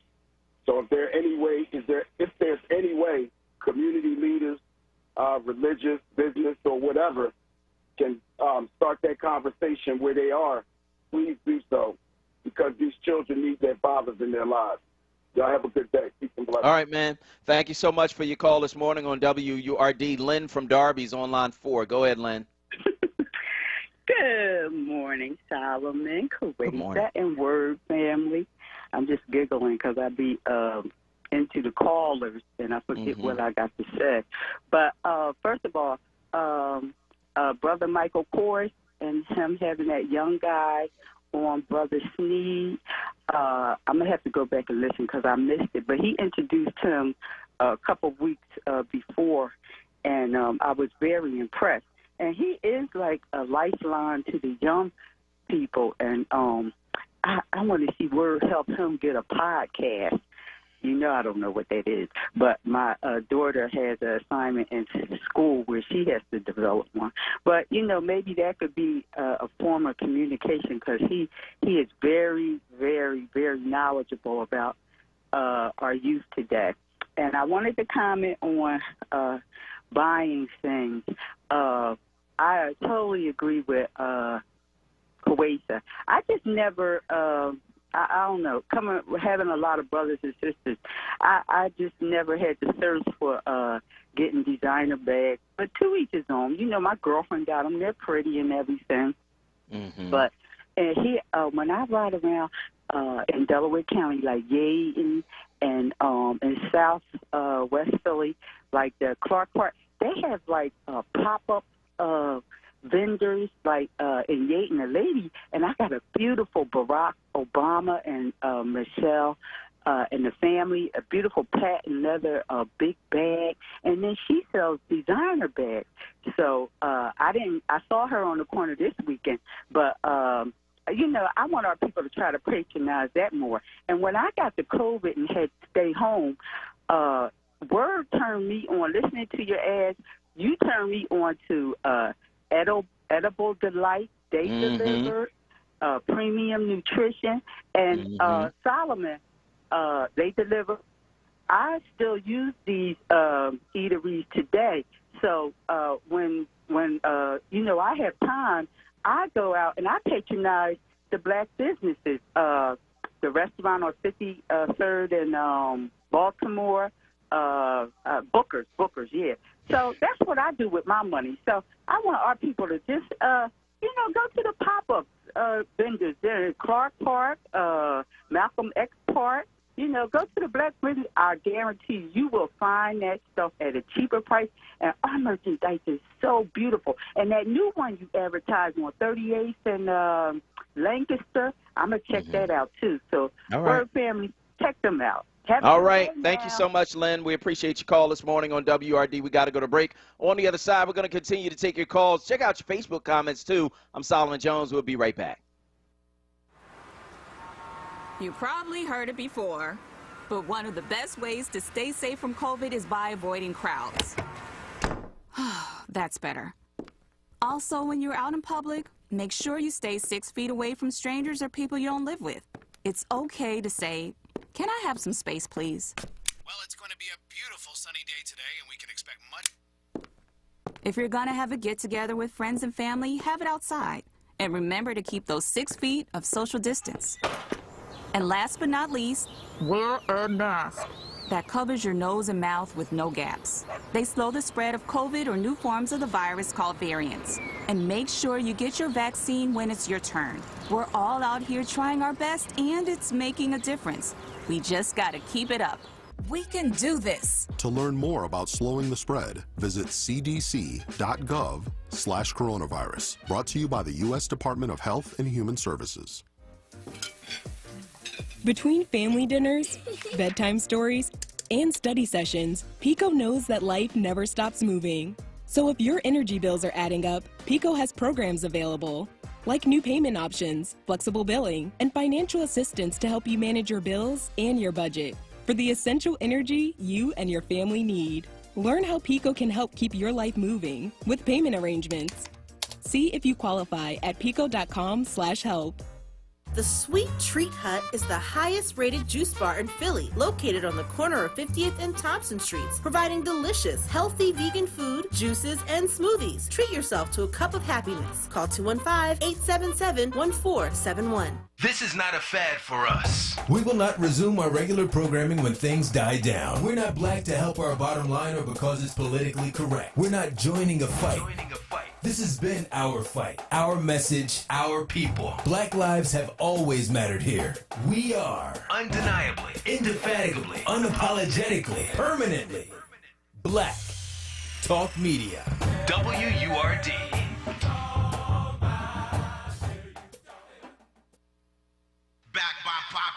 It's Wake Up with Word, hosted by Solomon Jones. Right now on Word Radio, 96.1 FM and 900 AM WURD.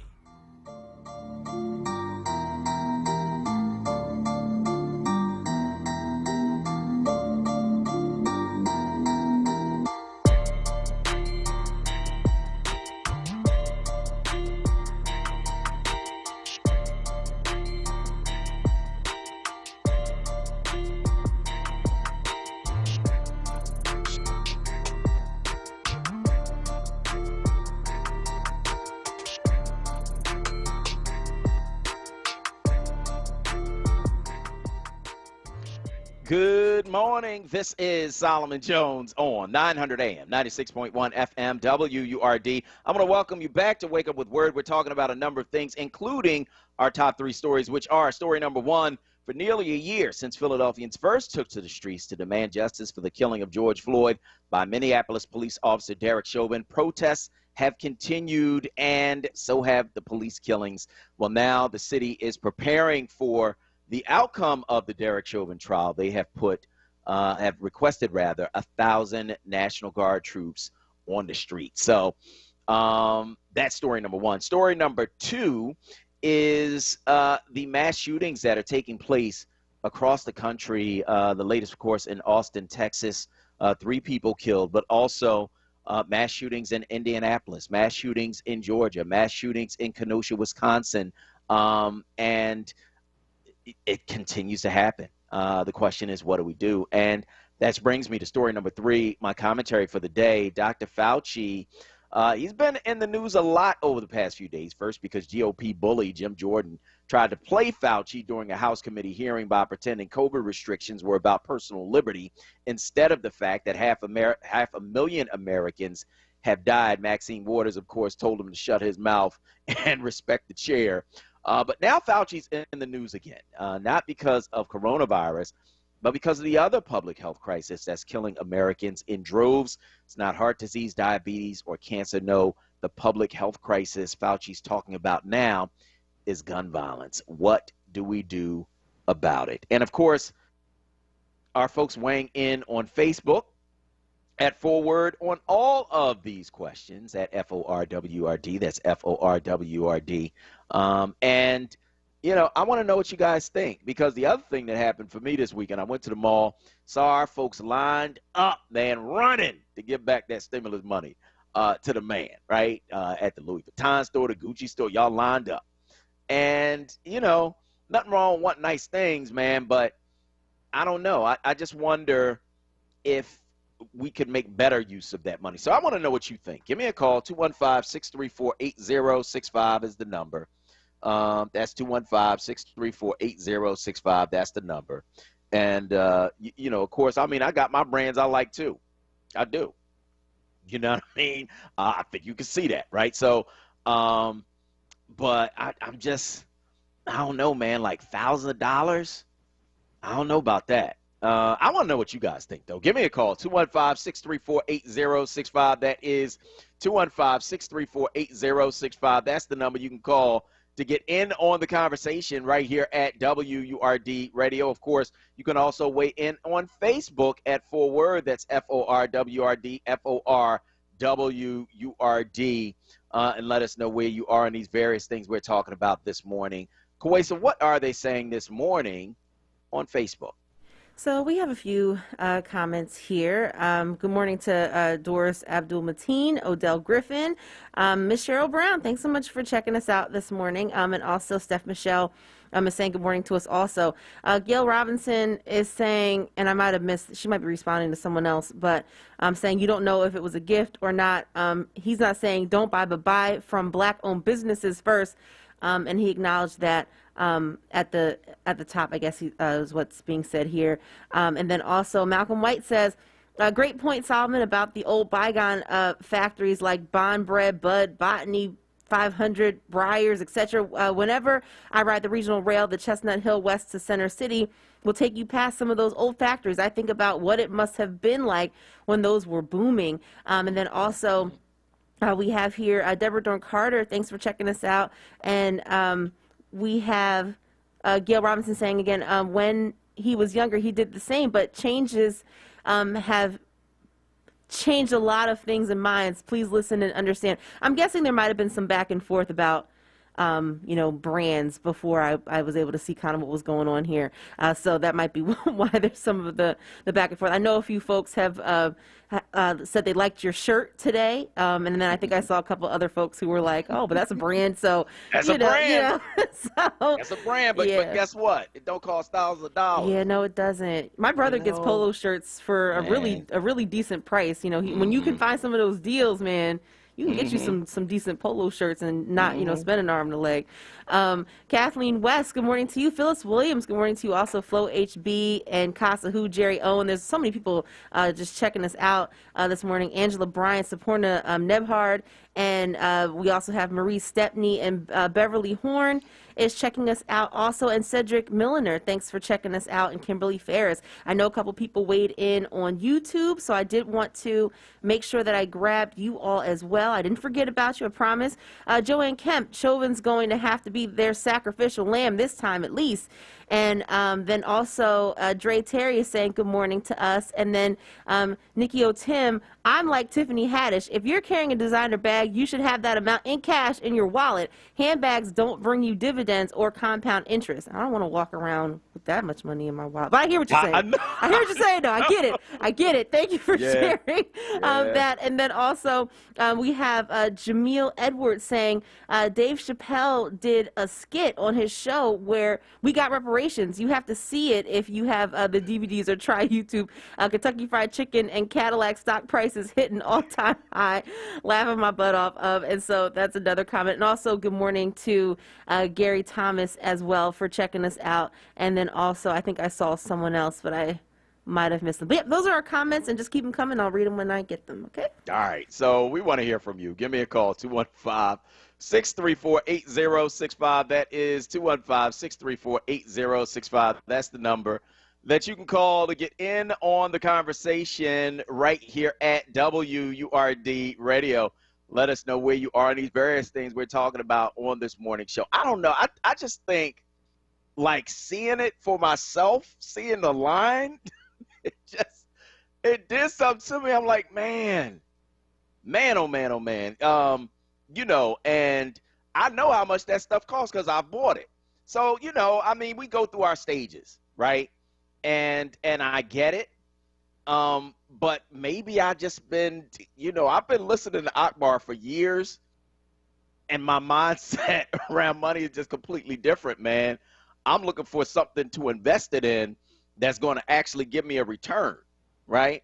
That's really what I'm looking for at this point. And maybe it's because I'm getting older. Maybe it's because I'm thinking about, the generations coming behind me. Maybe it's because I'm thinking about financial legacy and not necessarily about getting something, real fancy and wearing it to the club. I don't know. You know what I mean? Because I've been in that stage too, but man, just line up to get that money right back. It's let's go to Olanian from Nicetown on line 1. Go ahead, Olanian. Greetings. Greetings. Hello, Hello. Miss Maxine Waters and UWRD people, and also Miss Rita. Yes, I did say Miss Rita. I was in a Philadelphia sports store a few months ago, and the N-word was used by 2 black young employees. Yeah. Plus, I was also in Fayetteville, North Carolina airport, and the N-word was used loud by a young black female and a young black male. In both situations, I called management with my complaint. Here, management's words agreed with mine. Sometimes you got to speak up even against your own people. Yeah. When they do wrong. The young folks got to be taught, N-word out of here. That's all I got to say today. Peace. I hear you, man. I want to thank you for your call. And it really, it's inappropriate. You in somebody's workplace, and you N-word this, N-word that, MF, in front of the customers. It's inappropriate. It's unprofessional. It's unseemly. And you couldn't do that in my business. I'm sorry. You know what I mean? Because that is not respecting your customers. It's not. It's not respecting yourself. You know what I mean? So, you watch your language in front of my customers. I mean, that's come on, man. Come on, man. And that has to be taught. It has to be something that, is ingrained in people. And if it's not ingrained at home, then, the employer has to do it. You can't come in somebody's place of business. You can't be representing somebody's business in a way that is offensive. That's where I'm at. I don't care if that's how you talk at home. If that's how you talk at home, that's your business. But once you are in your place of employment and within earshot of the customers, it's completely inappropriate. That's where I'm at. I don't know, Kawesa, maybe I'm an old fuddy-duddy. No, it's not appropriate. It really isn't. For me, the language doesn't necessarily bother me, but then at the same time, it's no, you have to have respect for your establishment, have respect for yourself, and, have respect for the people who are walking through there. An occasional cuss word here and there is not going to, offend me, but if every other word is F this, F that, N-word this, N-word that, B this, no. I don't want to be in there, and I shouldn't be subjected to having to hear that. Wait until you leave the establishment and go ahead and say whatever you want to, but you shouldn't have to be, dealing with that when you go into these stores. Yeah, I agree. Shaheem from New Jersey is on line 2. Go ahead, Shaheem. How you doing, sir? Good morning. And Good morning. Once again, I enjoy the banter. I just really speak to you about the influx of illegal firearms into our communities. And someone said, when there's enough is enough, when it's going to stop. Once that tragedy in Sandy Hook happened, I said to myself, this is it. This is the part of the movie where we learn how to kill the monster. Because now this is it. And you know what? Nothing happened. Matter of fact, they treated it like the Holocaust. Some people said it never happened. Yeah. As long as companies like Browning, Colt, and Remington continue to flood our politicians' pockets and line them, they have more power than just about the pharmaceutical companies in this community, in America. And I don't think there's not one black-owned gun manufacturer. There's definitely none in the city. So my question to and this is an old one, and this, we know the answer is to the American public, is that we have a boycott against Cuba. To get a Cuban cigar in this country, you have to go down the back alley, 2 or 5 stairs, knock 3 times, and whistle once. Someone to open the door and let you in and get you a Cuban cigar. but you can go in any corner and get a boatload of cocaine, and it's easier to get a gun in Philadelphia than it is to get an apartment for a young person. So we got there, and then that goes all into the policing and why the cops are needed, and this is how they flood our community with these bad people that treat us unfairly. And one more comment. Great comment about the redlining. That's when I came in, and I'm like, exactly how they destroyed our communities. With that, I'm going to bid you goodbye and listen to the rest of the show. Thank you. Thank you, man. I appreciate your call this morning on WURD Radio. I got to go to Jim real quickly from West Philly. Go ahead, Jim. Hi. I just wanted to relate to you the aftermath of one of those shootings and murders. An acquaintance of mine last week was shot in an argument out here in Delaware County, and 3 days later he wound up dying of his injuries. I'm sorry. This was a young man, 32 years old, did carpentry work and all, and had a whole life ahead of him. Now he leaves 2 kids and a young mother to bring his kids up. The guy that shot him, they caught him. It was on camera. It started as a fight, and he rushes up and shoots my acquaintance while he's fighting the other guy's friend. So he was on camera and everything. It's not about we got to find the murder. Now he's sitting in jail with a homicide just because of an argument. But the saddest thing was at the balloon release when the little girl spoke on the microphone and just said, "I miss my daddy." I mean, it's heartbreaking, and that story's repeated 500 times. I mean, it's just so much that don't make sense, and all the police in the world can't stop it, because what can you stop? A person has a gun in their pocket, think they feel empowered, and they're going to go out and do whatever. How are you going to prevent that? So I hear you, Jim. I want to thank you for your call this morning on WURD, and of course our sympathies go out to the victims in that shooting. We're going to go to break. On the other side, we're going to talk with Dr. Tim Golden, lawyer and critical race theorist, about what's next in the Chauvin trial. I'm Solomon Jones. We'll be right back. Word family, the Go to Know campaign for colon cancer is up and running. Go to wordradio.com and click on the Go to Know banner for your free at-home screening test. It's that simple. Click Go to Know and get your test today. Spring forward to throwback. All this month, when you start or renew your WURD membership, you'll get exclusive WURD throwback swag, vintage backpacks, books, and tees. While supplies last. Offer ends April 30th. Sow seeds into Black Talk Media and grow with us. Visit wordradio.com/join now to start or renew today. Need to replace your Social Security card? In most states, you can request one online with a My Social Security account. A My Social Security account gives you secure access to your personal earnings history and benefit status. You can also get a proof of income letter, estimate and apply for benefits, and more. Save time. Go online. Open a My Social Security account at ssa.gov/myaccount. Social Security. Securing today and tomorrow. Produced at U.S. taxpayer expense. Lifting every voice till earth and heaven ring. This is WURD Radio, 96.1 FM and 900 AM WURD Philadelphia. Black Talk Media. It's Wake Up with WURD, hosted by Solomon Jones. Good morning. Right now on WURD Radio, 96.1 FM and 900 AM WURD.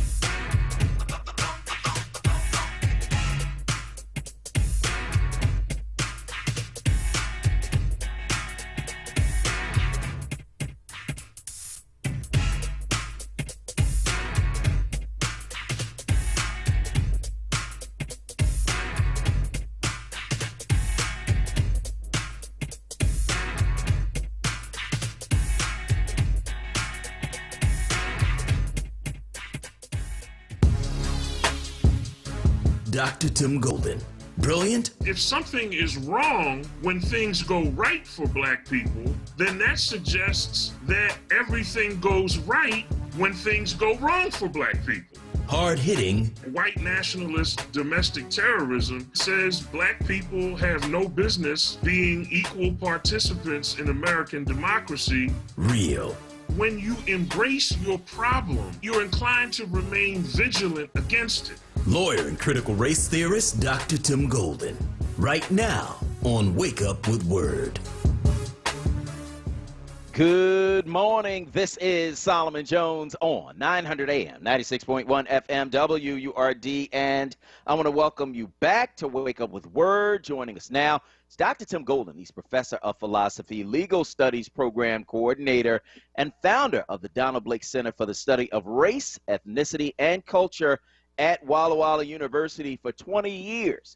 He was a criminal defense attorney in Philadelphia and in the federal courts. Tim, good morning. Good morning, Solomon. Thanks for having me on with you this morning. It's great to be with you. Yeah, man, it's great to have you.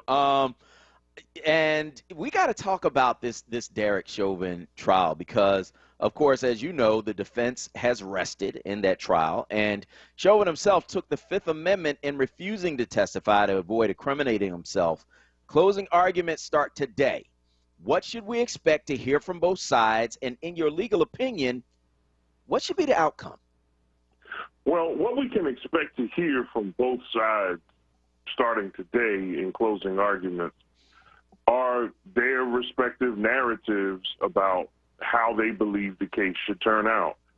The defense will stand up and the defense will point to things that were raised during their cross-examination of witnesses or evidence that was produced during their case in chief, and they will argue that those points raise a reasonable doubt.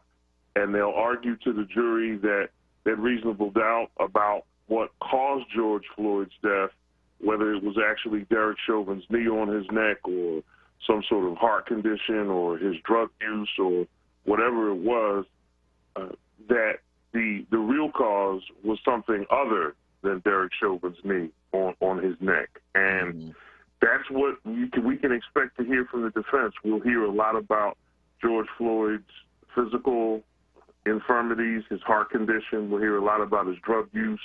We'll hear a lot about times when some trial observers have said that the defense scored some points. That's what the defense will do.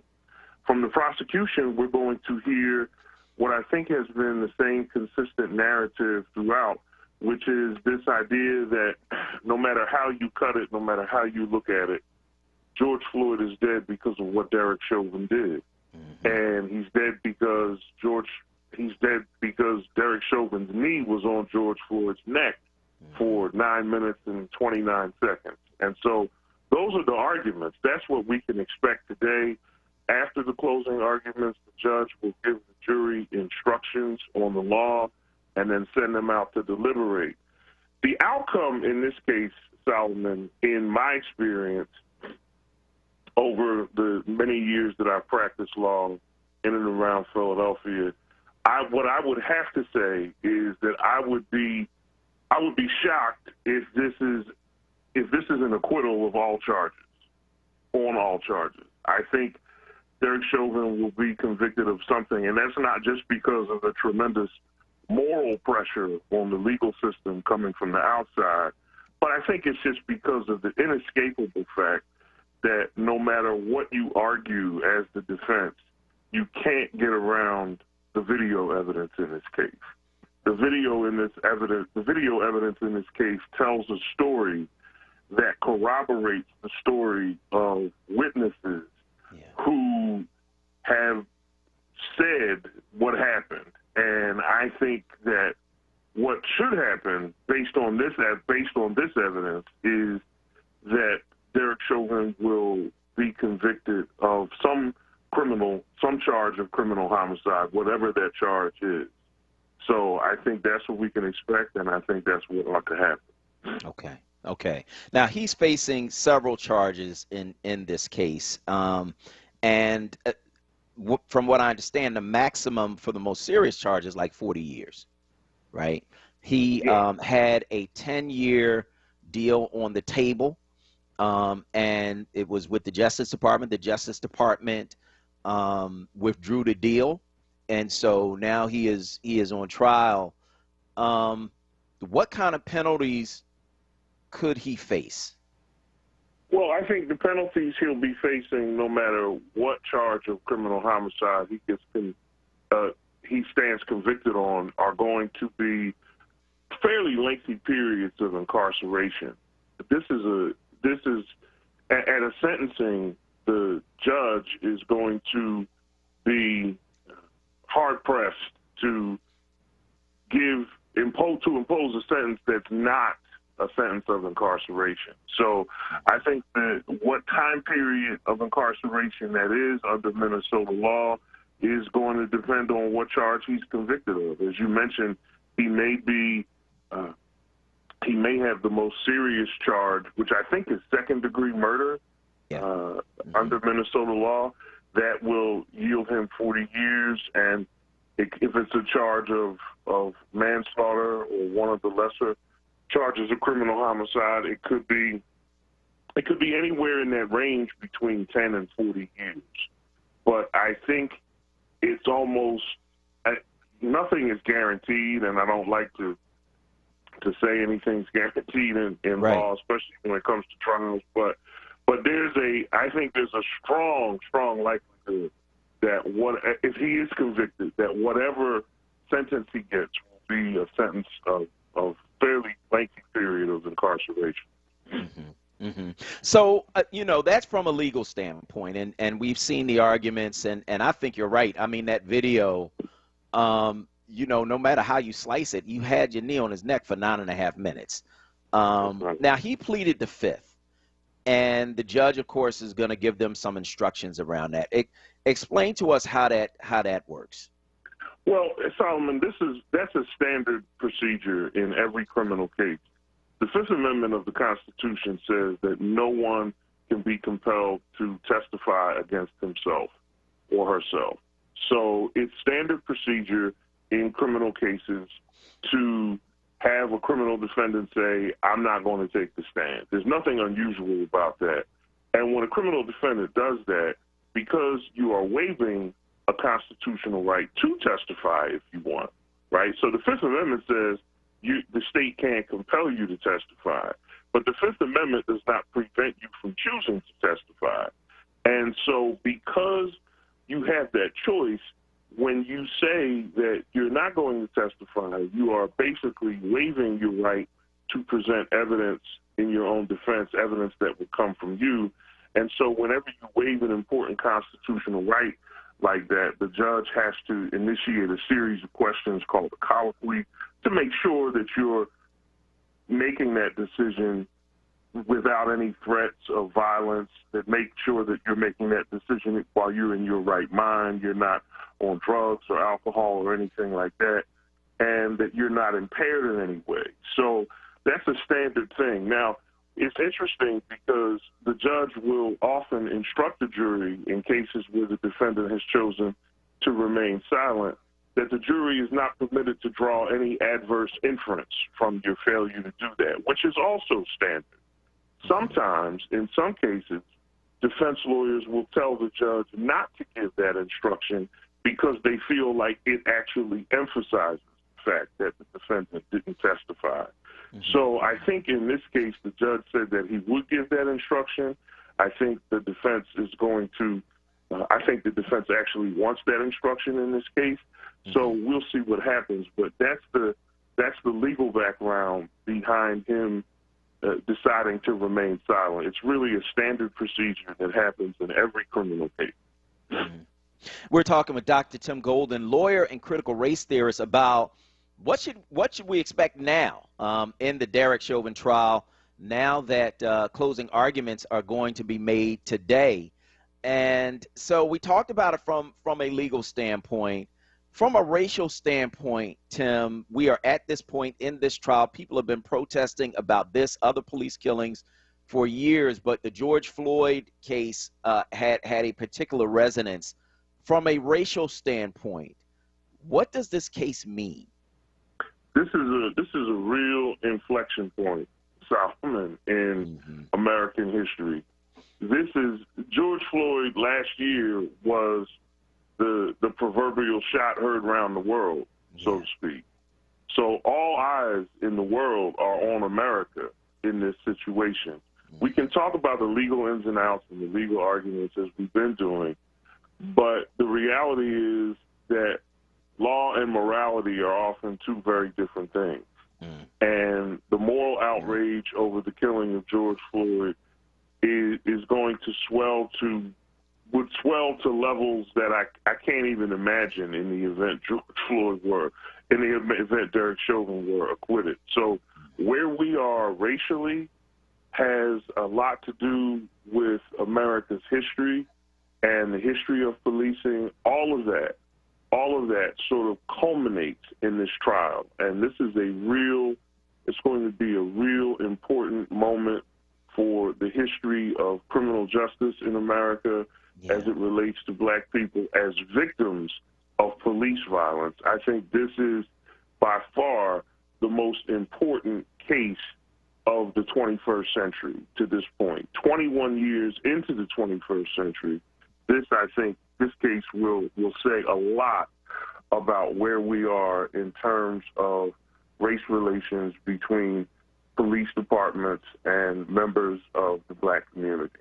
So it's difficult to overemphasize just how significant this case is in terms of culture, morality, race, and all of the things that courtrooms cannot always accommodate. So we're at a very, very significant moment in American history. I want to talk about something else that's going on in Congress. So Georgia has a congresswoman named Marjorie Taylor Greene. Now, she wanted to form an America First caucus for, quote, Anglo-Saxon political traditions in Congress, and her fellow Republicans shut it down. Some will ask, what's wrong with that kind of caucus, since there's a black caucus and a Latino caucus and other caucuses based on race or ethnicity? So I'll pose that question to you. What's wrong with having what amounts to a white people's caucus in Congress? Well, Solomon, the logic behind Marjorie Taylor Greene's proposal has to be unpacked in a way similar to the logic of those white people who say things like, why don't we have White History Month, right? We have Black History Month. Why don't we have a white why don't we have a white caucus in the House of Representatives? We have a black caucus. We have a Latino caucus. And the problem with that logic is that, again, it's just ahistorical. It doesn't take into account the fact that a black caucus and a Latino caucus is necessary because historically in America, blacks and Latinos have been on the receiving end of oppression from a white-dominated system. So for the white-dominated system to then turn around and say we need our own caucus, it really just speaks to a level of paranoia that so many whites have about the browning of America. And so the logic of her position really falls apart because it's not historically sensitive to the realities that black and Latino people have faced in the United States. I was struck by the comment that they need something special for Anglo-American political traditions. And what's amazing to me is that black and Latino people have worked within the parameters of Anglo-American political and legal traditions to seek degrees of change and inclusion that have made whatever racial progress one could say has been made possible in the first place. When Thurgood Marshall went to court and argued anti-discrimination cases in the 30s, 40s, and 50s before he was nominated as a federal judge, he argued within the parameters of the same Constitution that put people who look like him in chains. And so it's amazing to me how black and Latino people have tried to make strides while working within the system of Anglo-Saxon political thought that Marjorie Taylor Greene believes needs to be reinforced with a white political caucus in the House of Representatives.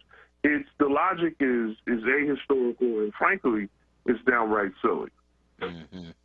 That is Dr. Tim Golden. Dr. Tim Golden, of course, is a lawyer and critical race theorist. He is professor of philosophy, legal studies program coordinator, and founder of the Donald Blake Center for the Study of Race, Ethnicity, and Culture at Walla Walla University. For 20 years, he was a criminal defense attorney in Philadelphia and in the federal courts. Tim, as always, brother, thanks so much.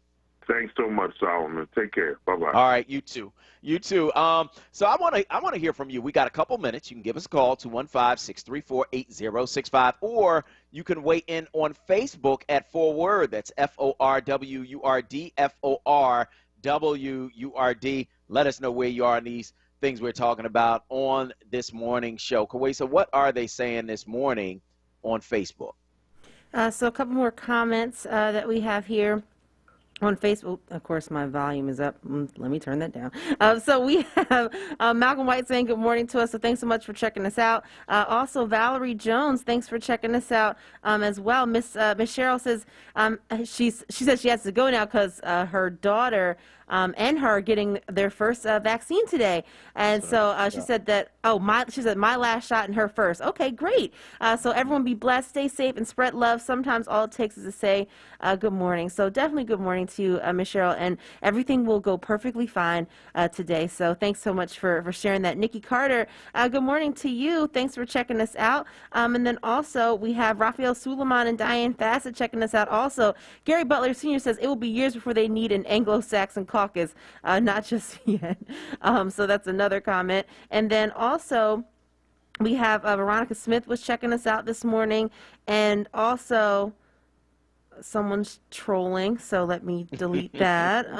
Okay, and those are our comments that we have right now, but definitely keep them coming and I will read them as they come. All right, on the other side of this break, we're going to talk a little sports with Shamar Woods. I'm Solomon Jones. This is WURD Radio. We'll be right back.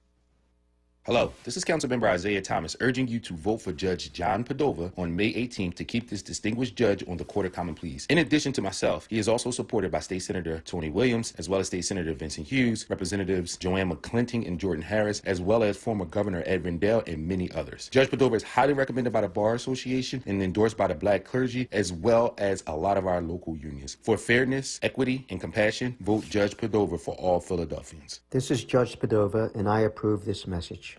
Recovery starts with a call.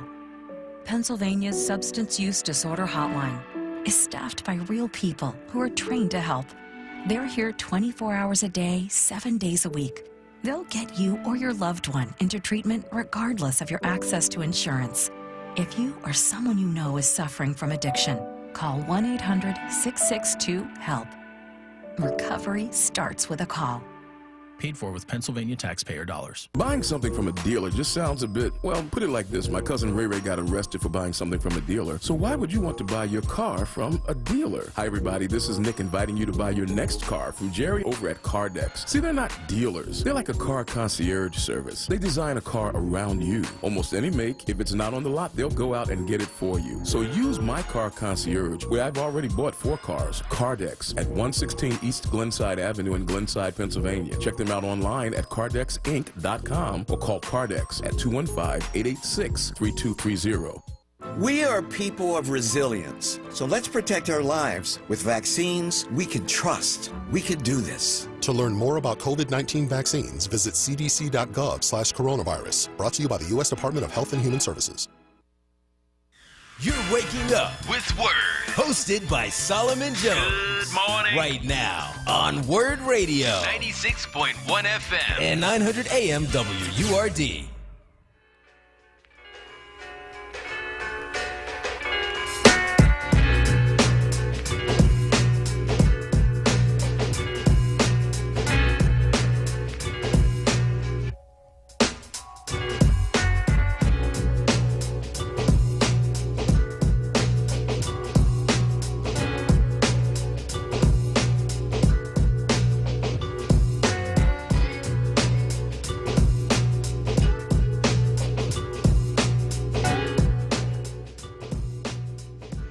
Good morning. This is Solomon Jones on 900 AM and 96.1 FM.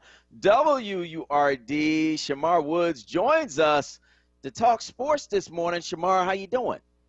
Doing well, Solomon. Good morning. How are you? I'm doing fine. So I want to talk first about the Sixers. So the Sixers, of course, it's a team that's in many ways frustrating, in many ways, a lot of optimism around the team.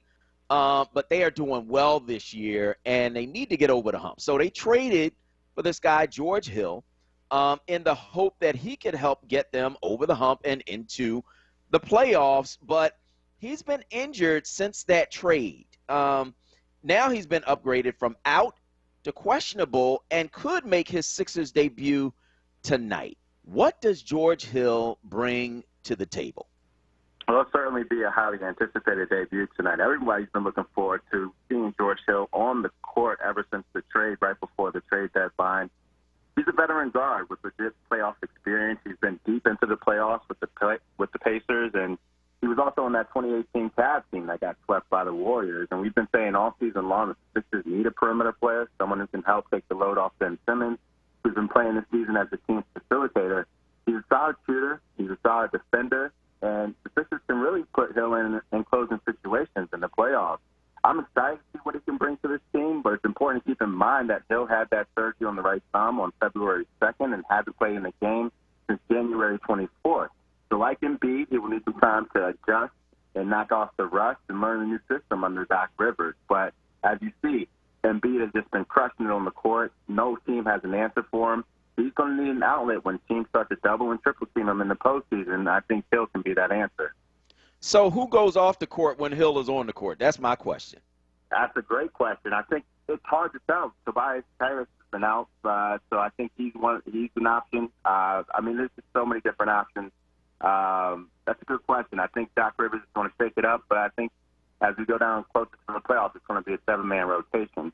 And so I think you have to look at, again, situations, foul trouble, and, again, we'll have to wait and see what Doc Rivers decides.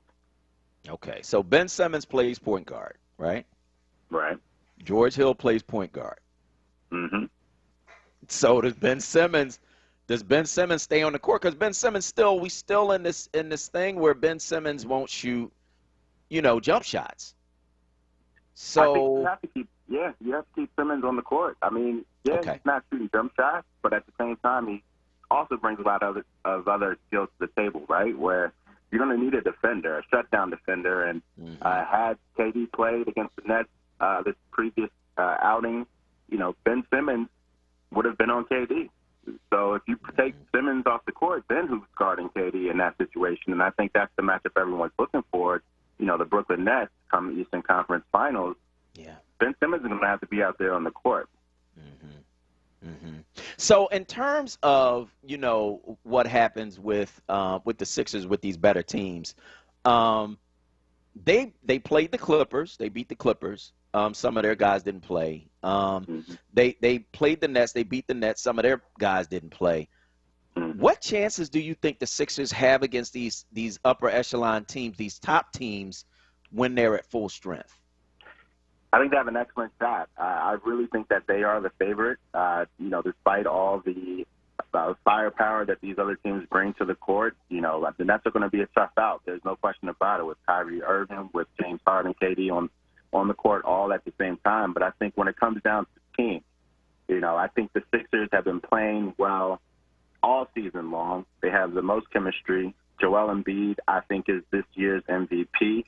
And I think that they can get the job done. Again, there hasn't been a team this season that hasn't had an answer for Joel Embiid. And I think that he's the difference maker, despite all the other superstars that I just mentioned. So I do give the Sixers an excellent chance. I think they can get over that hump. Again, you add in George Hill. I think he's a huge addition. If Ben Simmons can play a little more aggressive, he's going to have to come postseason, whether or not he's taking a jumper or not. He's going to have to look to score the basketball. Tobias Harris also playing at an all-star level. And so I really like the Sixers' chances to make it to the NBA Finals. Again, we'll just kind of have to wait and see when it comes down to injuries, when it comes down to when these players on the net on the Clippers are all on the court. Are they going to be able to find their chemistry after pretty much, not having to play for most of the season? So a lot of question marks. But again, I think the team that's been most consistent has been the Sixers all season long. Okay. So the Sixers are consistent. The Phillies are not. So they're up and down. But they just took a series against the Cardinals thanks to ace Aaron Nola. What do the Phillies need in order to get them to the next level? For me, I think the issues start on the back end of the Phillies starting rotation, and that came to the forefront on Saturday. The Phillies' number 4 starter, Matt Moore, walked 5, allowed 3 runs in 2 2/3 innings. You look at his stats on the season, he's 0-1 with a 9.82 ERA, and he's allowed 17 hits, 4 home runs, and 9 walks in 11 innings. Just not good. Bryce Harper, you're going to have to get him healthy. He's been dealing with some back trouble as well, and no one wants to make too much of that injury. But it is concerning considering that he was slowed by back troubles last season, and he even said in spring training that he could not throw a baseball at times last season. He returned yesterday afternoon. He hit a home run in that first inning. But with Harper on the bench Saturday, Phillies outfielders were a combined 1 for 11. So you just hope Harper doesn't sit this season, but you do have to wonder who will step up in his absence. So for me, again, it starts with pitching. The back end of that rotation, you mentioned Aaron Nola. Yeah, he came out, he's playing like an ace this season. But what about the number 4 and number 5 starter? And it's also going to come down to Bryce Harper. How productive will he be this season? Will he be able to stay in the lineup, or will he, be dealing with injuries, and that will affect his production? So we'll have to see. It's still early. I think you also have to look at the schedule and the way it's been set up.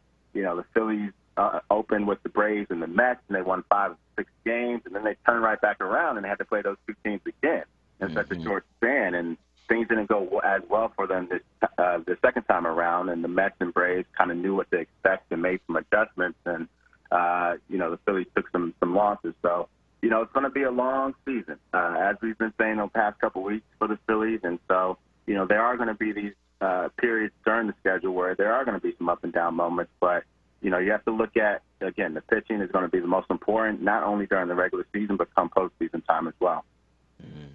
So, they gave Bryce Harper enough money for like 5 generations of people. So, what's up with Bryce Harper, man? Come on. I mean, he still, I love what he brings to this team, but he still hasn't lived up to the money and that I think Philly fans expected of him. And, again, there have been a lot of other factors around him that, haven't been able to get the Phillies over the hump. But, again, he's dealt with quite a few injuries. His numbers are down compared to his stint time with the Nationals. And, it's just going to take him really finding a groove more than anything. I think he's been the leader that the Phillies want him to be. But, again, when it comes to production, his numbers just aren't the same. And so, in his first season with the Phillies, again, he's going to have to get his money's worth. The Phillies hope that he can turn things around. But it just comes down to health. And I think, again, when you swing the ball to bat that hard, it's a lot of work on your body. And, dealing with back issues, that's one of the hardest issues to overcome, especially as a forceful hitter such as Bryce Harper. So you just hope that the Phillies don't rush him back. They give him enough time to rest in between games so that he can figure it out, because the Phillies need him out there. Yeah. So let's talk about the Eagles. So the Eagles got a whole lot of new stuff going on, right? They got a new coach, a new scheme, a new quarterback. But like many NFL teams, the players have announced that they won't be doing voluntary spring workouts. Why did the players make this decision, and should Eagles fans be worried? It's a great question, Solomon. I think the ongoing pandemic continues to be the main reason why players are opting out. And a majority of the teams have cited concerns over a lack of adequate protocols to return safely. And the NFL executive director, Maurice Smith, has said that it's in the players' best interest to sit out voluntary workouts this season. I think fans should be worried that the NFL isn't making it a priority to keep its players safe. We didn't hear these issues with the NBA preseason. We didn't hear any issues with spring training. So from a fan standpoint, I think you have to ask yourself, what is going on in the NFL and that they can't get it right for these players? And you turn back to last summer in training camp, where players said, hey, we're not coming to NFL training camp the way that things are currently set up. And guess the NFL responded, and they got things in order, and, we had an NFL training camp. But here we go again, with voluntary workouts. voluntary workouts are just that. They're voluntary. You know, the players that need the work, they show up. The veteran players, more times than not, they skip the workouts. But you bring up a good point in that the Eagles have a brand new staff. They have a new quarterback, and they need all the workouts that they can get. But, again, you don't want to risk player safety just to have voluntary workouts. And, you know, again, my biggest question is what is the NFL doing? Why can't they get this right? This is the second time that this has become an issue where their workers have said, hey, I don't feel safe coming to work. And, again, you see the other leagues, they've been able to figure it out with the NBA, with MLB. And I just don't understand what's happening here with, you know, the number one sport in America. Well, we'll be watching it closely, and we know you will too. That's Shamar Woods. He joins us to talk sports every week. Shamar, thank you so much, brother. We enjoy it. Thanks, Solomon. Thanks for having me.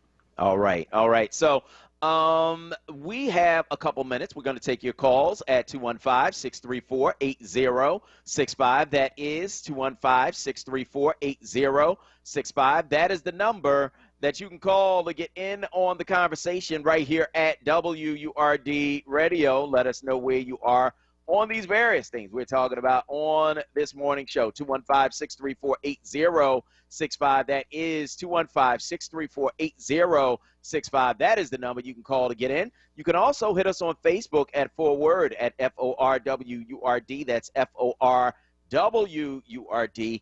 And let us know where you are on these various things we are talking about on this morning show. For those of you who have not heard yet, I have won the weed battle with my lawn out front. Now I got to deal with the lawn out back. That's the bigger one. So, but we've won, Kawesa.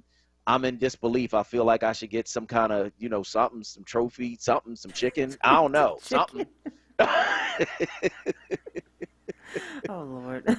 Yeah, we've been fighting this thing for a while now. The one thing I got to fill in, and I sent you a picture of the yellow space. You know, where somebody's dog then peed on my doggone lawn, the part by the curb. Yeah. You know what I mean, that little strip.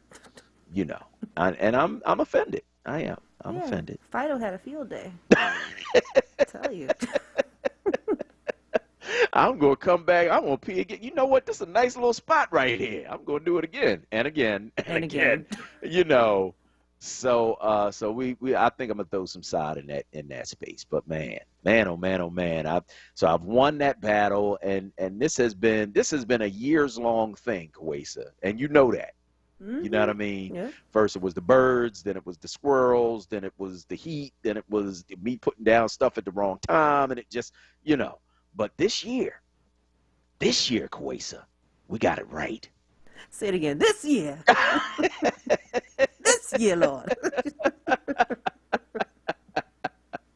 Oh, man. So we want to hear from you. Give us a call, 215-634-8065. That is 215-634-8065. So now I got to get the back together because, you know,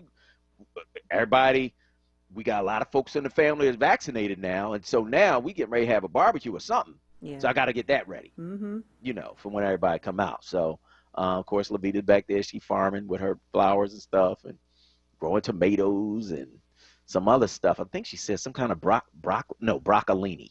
So she growing that. So we're going to eat some of that. You know what I mean? So we're looking forward to all of that. But we're also looking forward to hearing from you. So give us a call. 215-634-8065 is the number that you can call to get in on the conversation right here at WURD Radio. And let us know where you are on these various things we are talking about on this morning's show. 215-634-8065. You can also weigh in on Facebook at ForWord at FORWURD. That's FORWURD. Rick from Germany is on line one. Go ahead, Rick. Question for you, my man. You being a writer and I assume an amateur historian, I'm wondering what you remember about the Roaring '20s and how the crime wave was brought to an end. They got rid of prohibition. That's how the crime wave was brought to an end. You don't. So your point is what? You don't think the Great Depression had anything to do with that? The Great Depression happened beginning in 1929 with the with the stock market crash. So you said the roaring 20s. If you talk about the 20s were ending when the Depression began. So the crime wave didn't extend into the 30s. Well, I think that in terms of, you talked about the 20s. And so what I said was that when you end prohibition, and I'm not sure when prohibition ended, but when you end prohibition, that ended the crime wave because it ended the role of the bootleggers and the and organized crime in this underground market with the alcohol. So that put a big dent in the crime wave.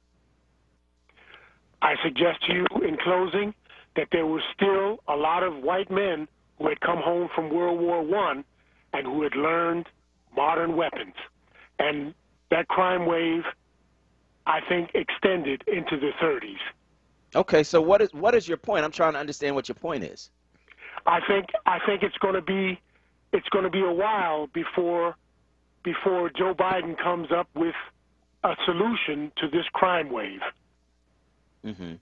So what do you think the solution should be? I think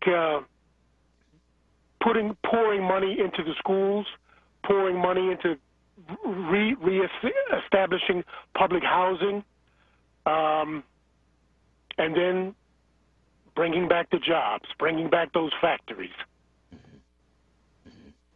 Okay. All right.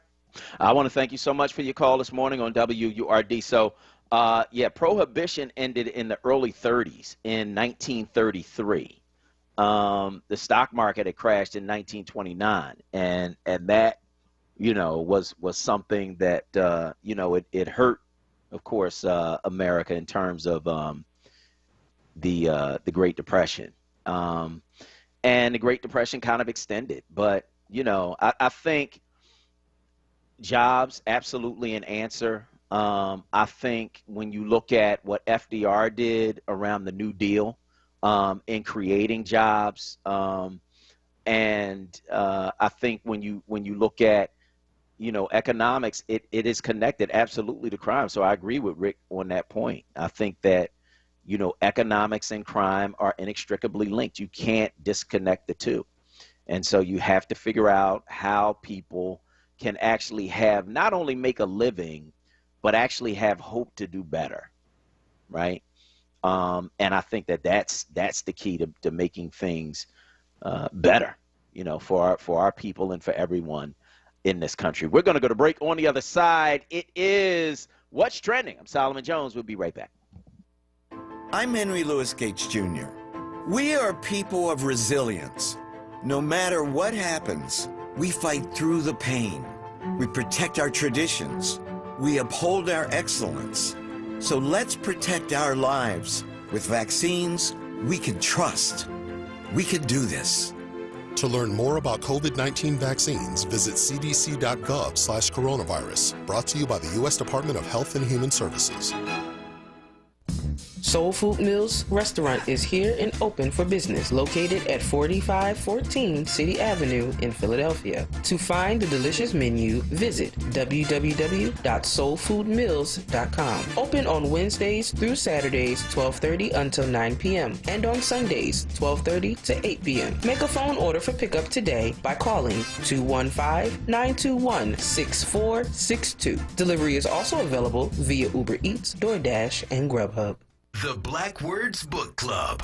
Word Radio's monthly conversation on books that explore the African American experience through social, economic, and environmental justice issues. Tune in the second Tuesday of every month on Evening Words with Nick Taliaferro, 4 p.m. till 7 p.m. The next book for May is Living in Color by Tommy Davidson. Be sure to listen live, as Nick Taliaferro will hold a contest for a giveaway book bundle that consists of 4 titles from Kensington's Defina's Authors of Color's newest release. Don't miss it. Tuesday, May 11th on Evening Words with Nick Taliaferro. Attention for Word members. Get your copy and receive a 20% discount when you purchase at Harriet's Bookstore or Hakeem's Bookstore. For more information on the Black Words Book Club, visit wordradio.com. The Black Words Book Club is sponsored by Defina. Defina is an imprint of Kensington Publishing Corporation, America's independent publisher, concentrating on authors of color.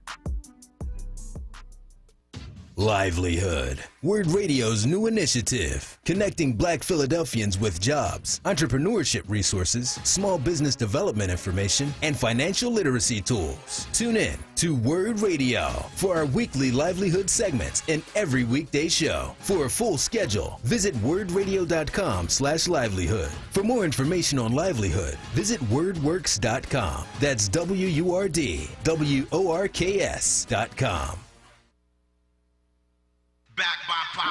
It's Wake Up with WURD, hosted by Solomon Jones.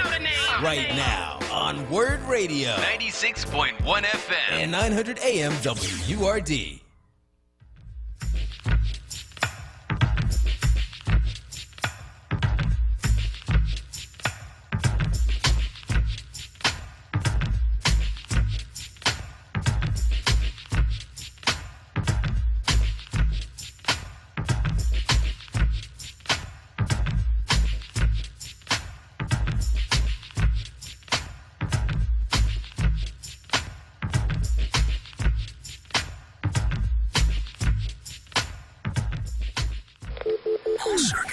Here's what's trending. Yo, that's crazy. On Wake Up with WURD. Lizzo recently admitted to drunkenly sliding into Chris Evans' DMs to shoot her shot. The Truth Hurts singer has made it abundantly clear that Captain America is her favorite Hollywood Chris. The singer says, "Don't drink and DM, kids." Chris Evans has yet to respond back, and Lizzo says, "The reason I'm upset about this one is because I know I'm not going to be able to marry him, and honestly, it hurts me to my core." And Black Rob, a rapper who was once part of Diddy's Bad Boy roster, has died. Rob reportedly passed away Saturday while hospitalized in Atlanta after apparently battling kidney failure for quite some time.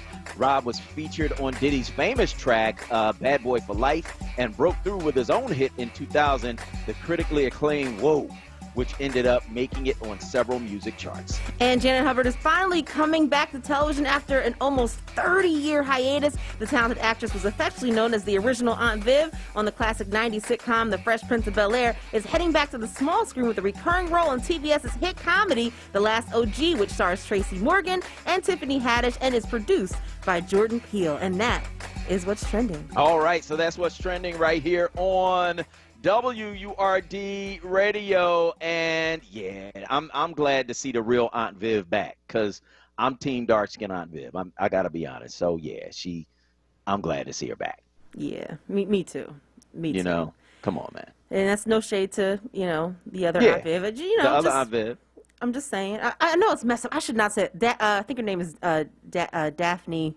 Oh gosh, I'm gonna mess her name up so wrong. But yeah, there's no shade to her. But no, we love the original Aunt Viv. Right. She had the spice, the passion. Yep. There's nothing wrong with the second Aunt Viv, but she's second string. She on the second string. Yeah. She coming on the backup. Yeah. You know what I mean? You got. I need the starter on the field. So we got Janet Hubert. I'm glad to see her back. Well, all jokes aside, glad to see her back, and glad to see. You know what? Glad to see black folks get work. Because you didn't realize back then, like when the Fresh Prince was out, like, you know, how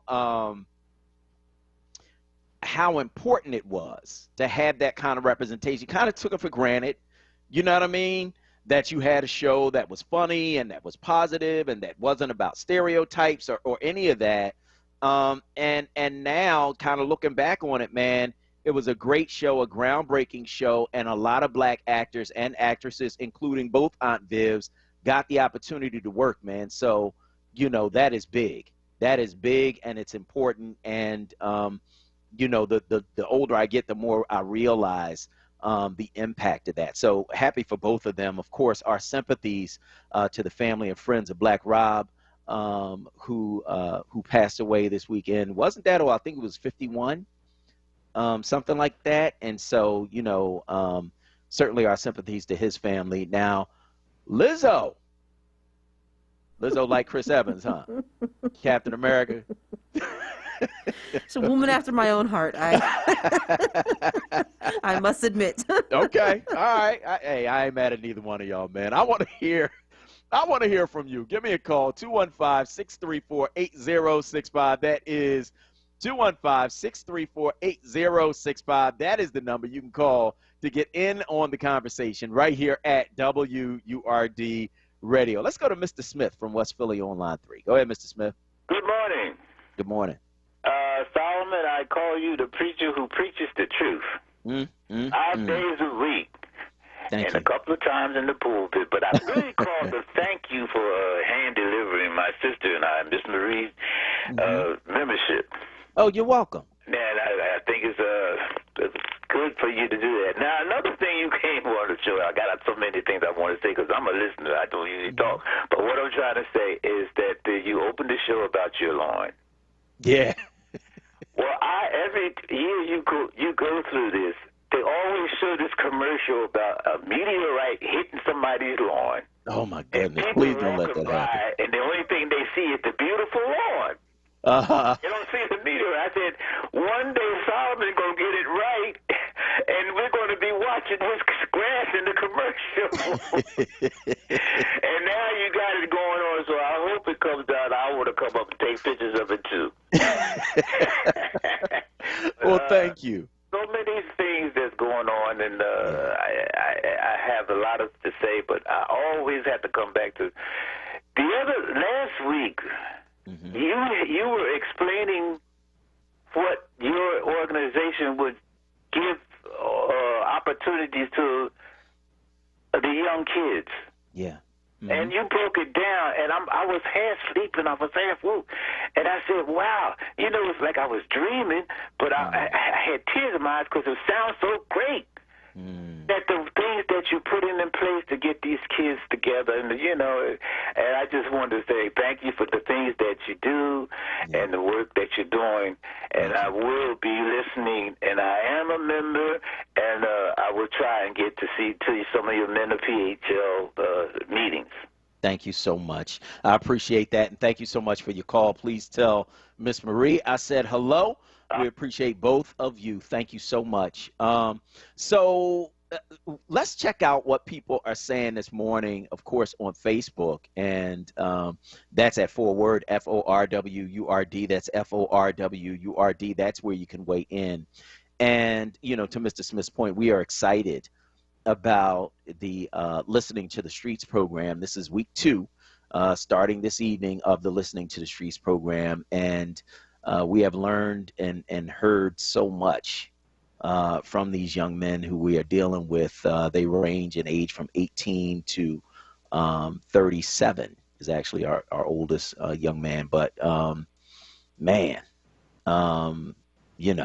it is a lot. It's a lot. And it starts, even before they're born. And for me, it reinforces the systemic nature of racism, because you're dealing with schools that are under-resourced, and you might have the best intentioned people in charge, but it's like you're in a community that is under-resourced purposely, right?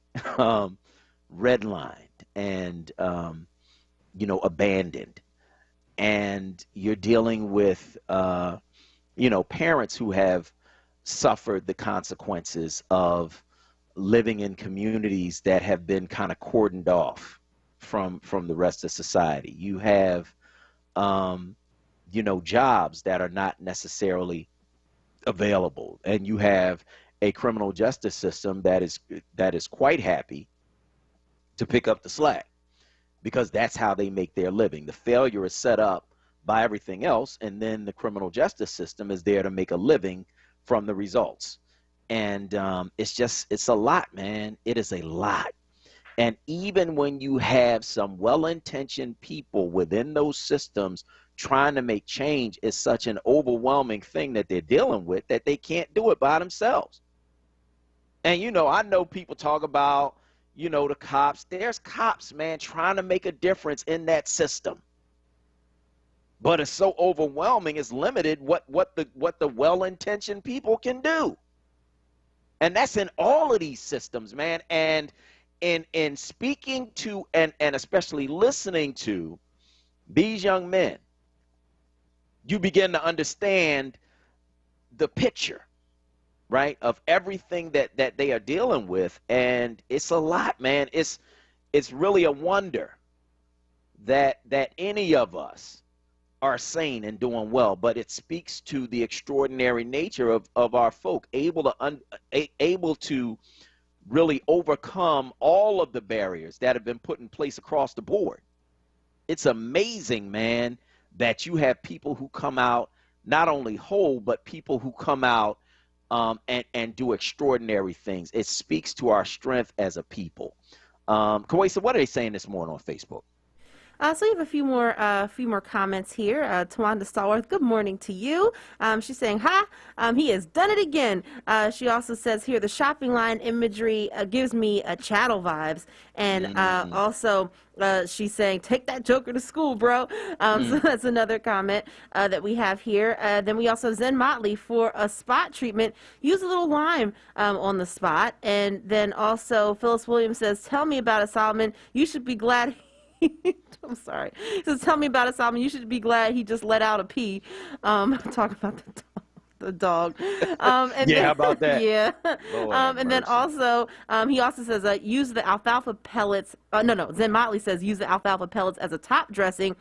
Just broadcast it. No fuss or bother. Erica says, the original Aunt Viv also went to Juilliard. Love her. Praying the time is indeed redeemed. Yep, I hope so too. And it's Daphne Reed. I was having a mental block there, but Daphne Reed is the second actress to play Aunt Viv. So shout out to her too, because I was never about the whole, dark skin versus light skin. Aunt Viv. Like, I'm team black. I'm black all day. So, I just want us all to win no matter what. Me too. Yeah. And then Erica says, it's important to treat yourself if you got a little stimulus. Yeah. But have a limit and do something useful for the long term. If folks invested the first stimmy, it could now be worth at least $10,000. And if it's invested in the right stock options can put blessings on you real quick. We got to do better. I interned with the fashion designer for Viola Davis in college, and she noted never to pay full price for anything. So those are our comments. I know that we have to close out shortly, but I did want to grab a couple more of those YouTube comments. Then we have Nikki O'Tim saying, thanks, Rita. I really needed that.